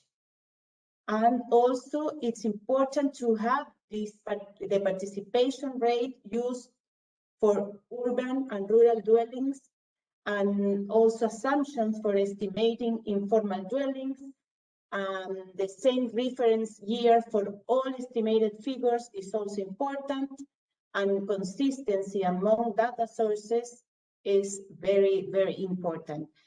So if you use census information and then update this information with household surveys or national accounts information, the key issue is to have consistency among these data. Next, please.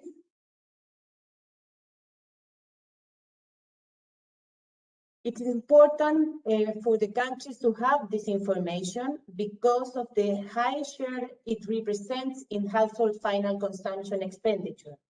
So ECLAC can support country work on data sources for housing volume because we, at ECLAC, we have the Population and Development Division. We can contact you with them. And also in our statistics division, we have a repository of household surveys, and we also count on national account experts. The idea is that countries can provide updated data and consistent as possible you can have based on the information that exists using the available sources. Next, please. And the timeline, as Alejandra mentioned before, the rents survey are expected to be sent or submitted to ECLAC in the third quarter of 2021. And this survey for quantity data referred to the 2021 reference year to be submitted in 2022. Thank you. This is my the last please. Thank you. If you have further questions on this topic or on another, you can reach your focal point, and also copy the email you can see in this presentation in order to help you and support your work. Thank you so much. Thank you, Claudia. Now we are going to listen Rui Costa. Rui, you have the floor. Thank you, Claudia, for your presentation and detailed explanations. So on this volume form, so similarly like I said before, the whole housing surveys are comprised by, so there is a rental survey and the volume approach. In this part, we are looking at types of dwellings and location. Those are the main determinants that we are looking at this form. So this data collects information based on the type of construction and on the location of the dwelling. On the type of construction, you have here on the left side in green. So here is where you identify durable constructions, which are divided in houses and apartments, less durable constructions, and then you have the totals. And then for the location of dwellings, you have the distinction between urban versus rural dwellings, and also with the totals. And lastly, you have one last column for informal dwellings. And for informal dwellings, the only characteristics that you need to fill are the number of units and the number of occupants.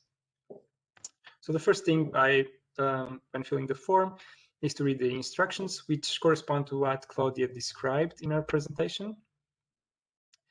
The first row is the number of units. It's the national total number of units in each type.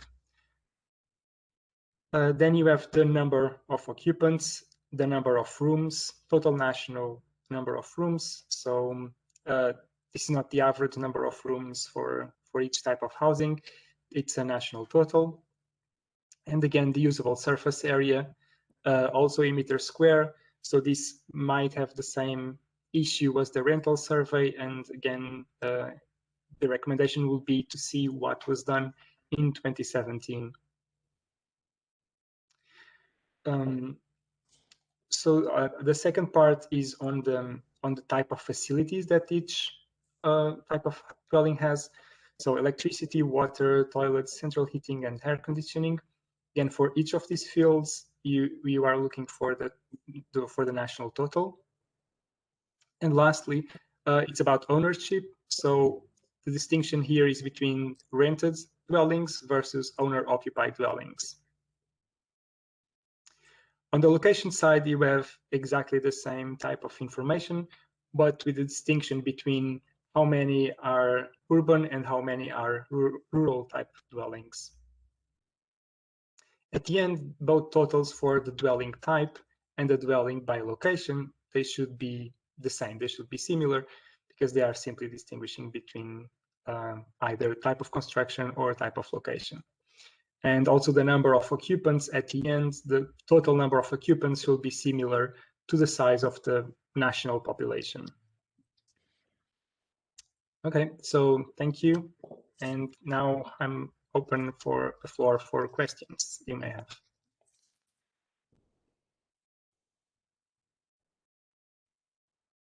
Thank you, Rui.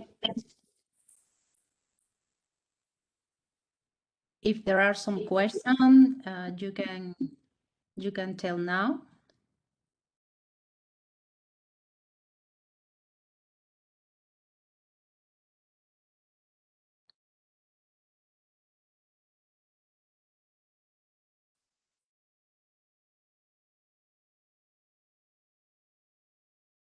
Does anybody have some question?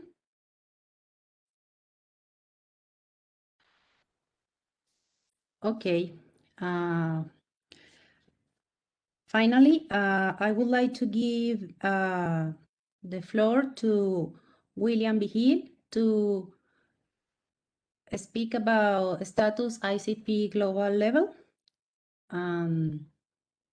William? Thank you. Yes, I'm going to load the presentation. Just 1 second.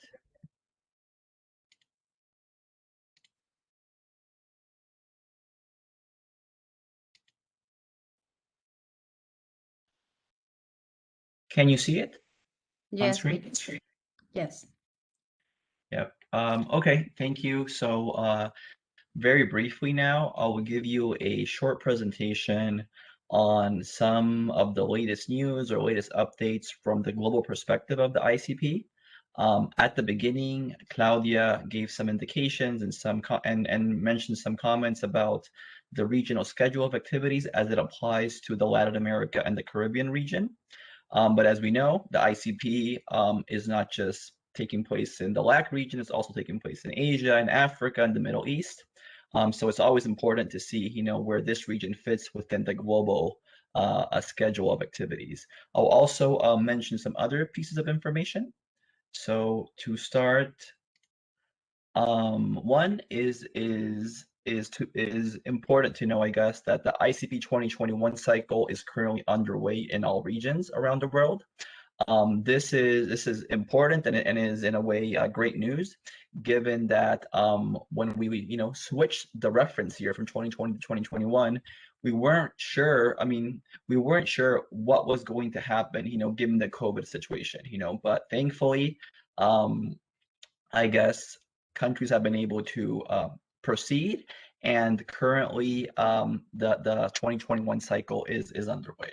Another, I guess, newsworthy comment is that earlier this month, in March, the UN Statistical Commission on its 56 sessions, discussed 3 ICP items. They discussed the 2017 results that were released last year. They also discussed the implementation of the 2021 cycle, and they also discussed the uses of ICP results, which is a topic that is gaining traction as the ICP has become a more permanent program. Then also to mention that in the next few months, we hope to have 3 big meetings from 3 of the entities that form or that are part of the general decision-making bodies of the ICP. One is the Interagency Coordination Group. They will be meeting once every quarter until the end of the 2021 cycle. So there will be hopefully 4 meetings this year, 4 meetings in 2022, and then 4 meetings again in 2023.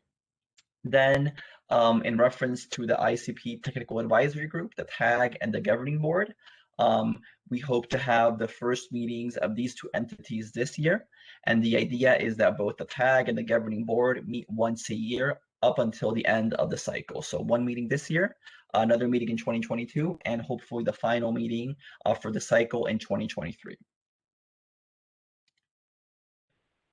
Next, just to comment as well that in order to deal with the known challenges posed by the COVID-19 pandemic, the Interagency Coordination Group published a guidance note on price collection, which is directly focused on ICP price collection.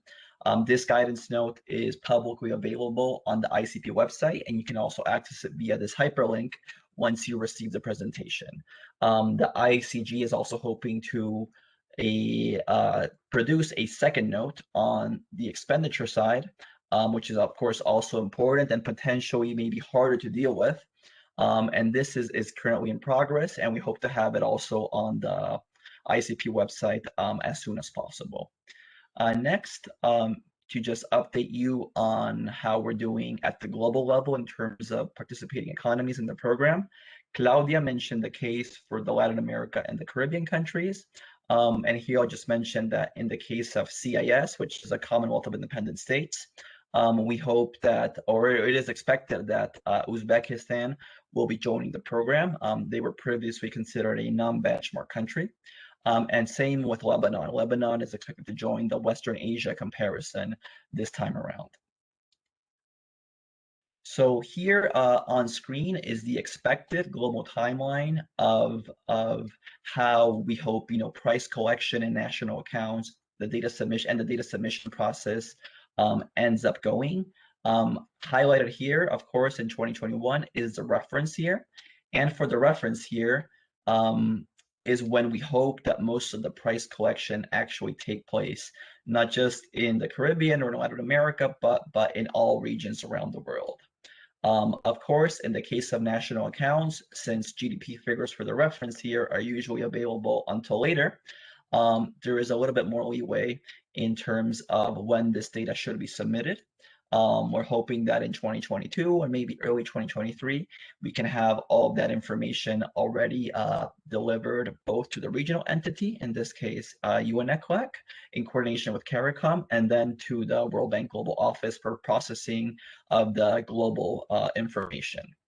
Let's keep going. Then also to highlight is that the ICP 2021 cycle results are expected or are planned to be released at the end of 2023. So it's this last column you see here.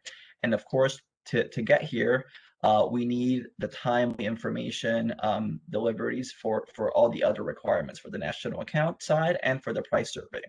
And sometimes it's useful to perhaps highlight the obvious that since this is a global timeline, it's expected that all regions follow this timeline, and any delays within a region can, of course, throw off the whole timeline at the global level. And of course, within every region, any delays in a particular country can also potentially throw off the timeline within the regional timeline. So in a way, the ICP is designed that way, you know, regions around the world. And one of the implications of that is that you know, when things aren't working as fast, you know, it unfortunately impacts, you know, not just the countries in your region, not just your region, but also the regions in the rest of the world.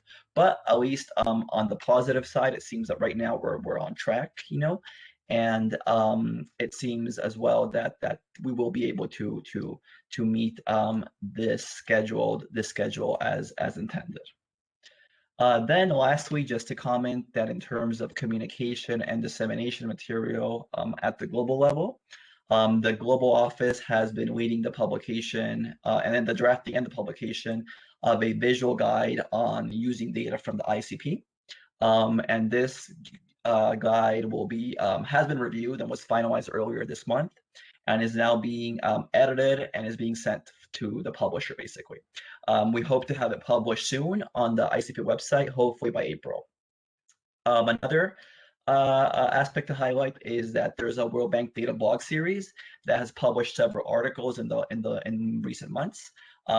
Several of these have been prepared in conjunction in a coordination with regional implementing agencies. So people from the Global Office with some folks from the regional implementing agencies have come together to draft some articles that are worth checking out. Again, you'll be able to access these via the link in the presentation, or if you just type World Bank Data Blog ICP, I'm sure you can also find them. Very lastly, just a reminder, as we've done in previous occasions through these regional meetings, that at the Global Office, we're constantly monitoring and keeping a log of research and institutional uses of PPP data. And these findings are constantly updated on a weekly basis, and again can be found on the ICP website via the link, or you can also just probably type in Google ICP academic research uses, and you'll be able to find it. So that's really all I had from my side, and I hope this was useful. And yeah, if you have any questions, just let me know.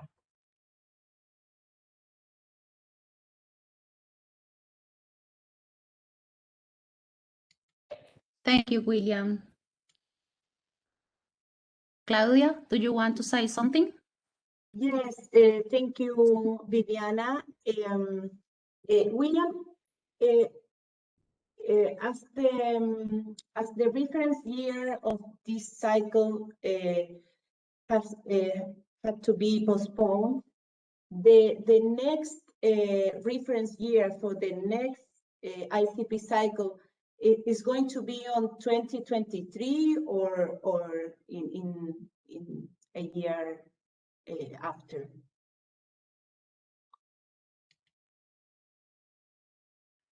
Hi, Claudia. Yeah, thank you for the question. To be honest, you know, I don't want to say something that is incorrect right now, so I'm gonna very politely perhaps avoid that question, you know.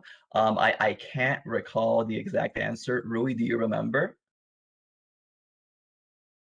By any chance?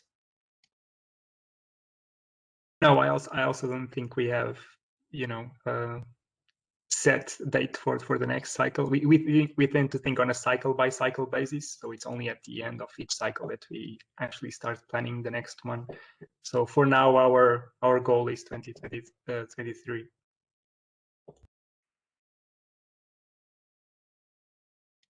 Thank you, William and Rui.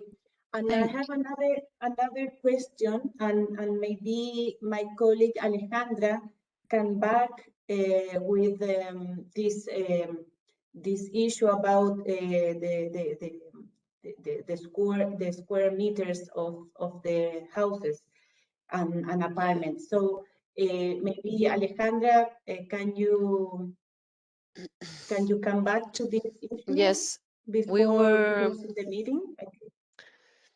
Maybe we have a suggestion you can consider. Maybe it can help you for the rental survey.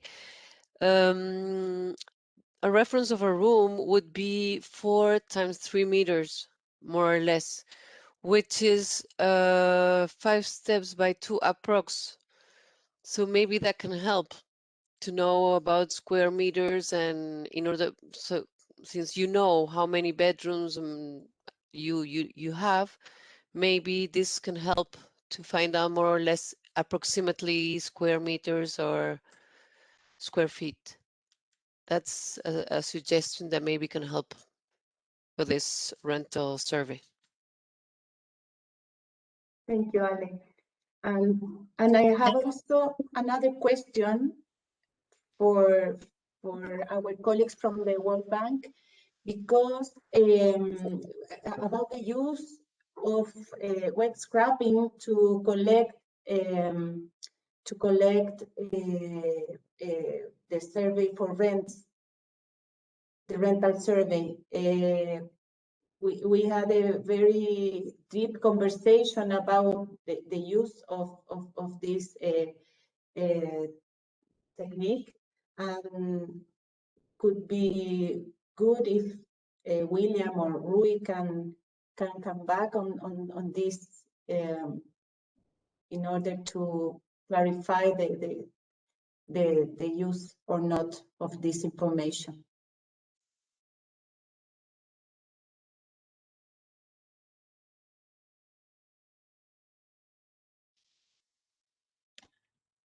Hi, thank you, Claudia.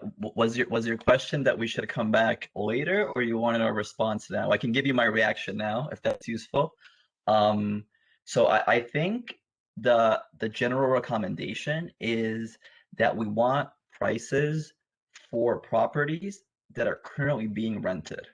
So if there is a database that will tell you, for instance, I don't know, in Montserrat or in St. Vincent, you know, if there is some database that has information of properties currently being rented, and this database also has price information, then I guess you could capture that information and use it as long as the specifications for these properties being rented out matches those by the ICP. But I think whenever we talk about web scraping, we have to be a little bit more specific about what exactly it means, you know, because if we just mean getting information from any internet source, then there are options and it is okay. Of course, it depends what source. I think in the Latin America meeting, Maria Paz had a really good point.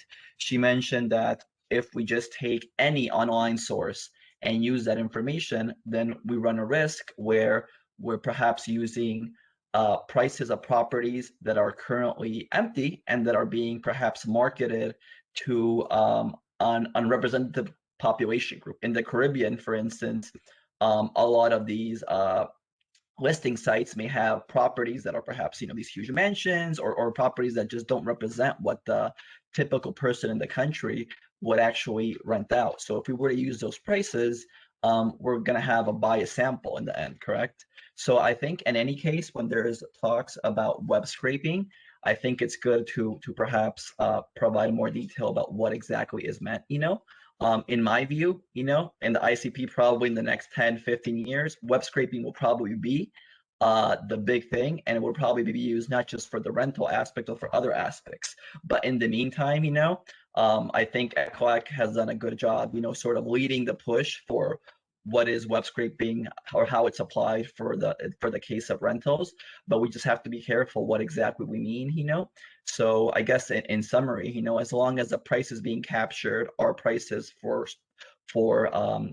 places that are actually being rented, you know, not just vacant and hoping to be, you know, perhaps rented to some expat, and at the same time that the property meets the ICP requirements, and there shouldn't be an issue. But I think all of these things we're kind of learning as we go. So the more information we have from the countries, the better. So if a country is using web scraping, my recommendation would be please let ECLAC and CARICOM know, what is this database that you're scraping from. So I think that's my perspective. I hope that was helpful. Yes, very helpful. Thank you, William. Thank you, Claudia. Does anybody have some question or would like to add some comments? Yes, Jerry Asker here, Antigua. I just want to add to what William said, because we are facing a challenge right now in Antigua because of the pandemic. We have not been able to do physical field exercise in terms of rental collection.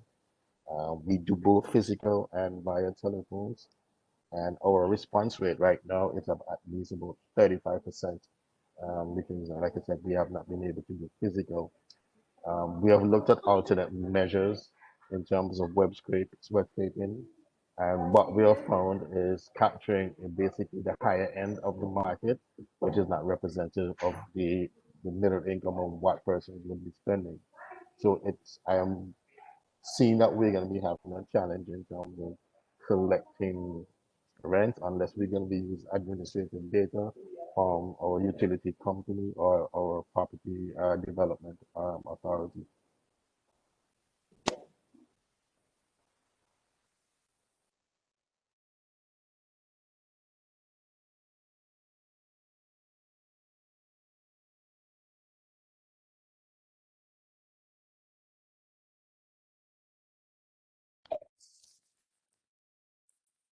Okay, thank you, everybody. Before to wrap up, I would like to give the floor to Rolando Campo, who is Director of the Statistic Division from ECLAC, for final remarks.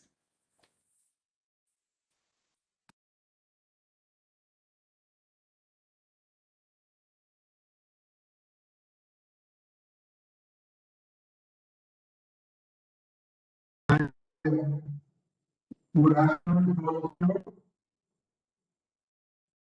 you. Turn on my camera, or something is going on. I can't turn on my camera. Sorry, I'm very sorry. You're gonna, do you hear me? Lady, do you hear me? We can hear you, Rolando. Okay, thank you. I'm sorry, I had some trouble with my camera. I don't know what's going on, but I just want to thank all of you, all my colleagues from the World Bank, and all my colleagues from the Statistics Division from my office, and of course all of you that could attend this webinar and this workshop with the collaboration of our colleagues from CARICOM. So at this meeting, both technical aspects and procedures for the collection of two relevant issues have been shared. Private education services and the measurement of housing services for the calculation of purchasing power parities of the ICP. As the regional coordination team for the ICP, we in ECLAC, we are having this wide call and participation of the Caribbean countries, and it is a trust for us to continue supporting all of you from the Caribbean in this statistical program of great global relevance. We highly appreciate the participation, as well as I mentioned, the participation of our colleagues of CARICOM, and especially the support of our colleagues of the World Bank in collaborating with us in making these materials available to you that will surely be help and benefit in the 2020 cycle of the ICP. So we reiterate that the sub-regional coordination team, us and CARICOM, ECLAC and CARICOM, is at your disposal to support and resolve any doubts or comments that arise in the implementation of the collection of information for these sectors for the measurement of purchasing power parities. And once again, we appreciate your participation, and we hope to continue working together in this initiative that help us to have statistical indicators of great relevance for the region and for the ICP. So I want to thank all of you for these 2 hours of timing, and we hope that this workshop will be very productive for all of us. Thank you very much, and over to you, lady. Thank you all for attending this meeting. That's all. If anybody would like to say something or add something. Just on behalf of CARICOM, this is Marissa Ramatara. I would just like to reiterate, as I said in the beginning, that my program manager, that's Dr. Harrison, remains firmly committed to this exercise and to providing support to our member states in whatever way possible so that it can be a successful cycle. Thank you, Marisa.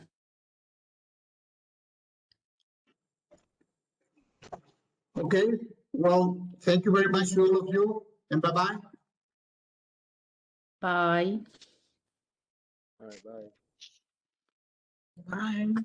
Be safe. Thank you, everyone. Thank you. Bye-bye. Bye-bye. Bye-bye. Thank you. Bye-bye. Everyone. Bye-bye. Thank you very much. Bye.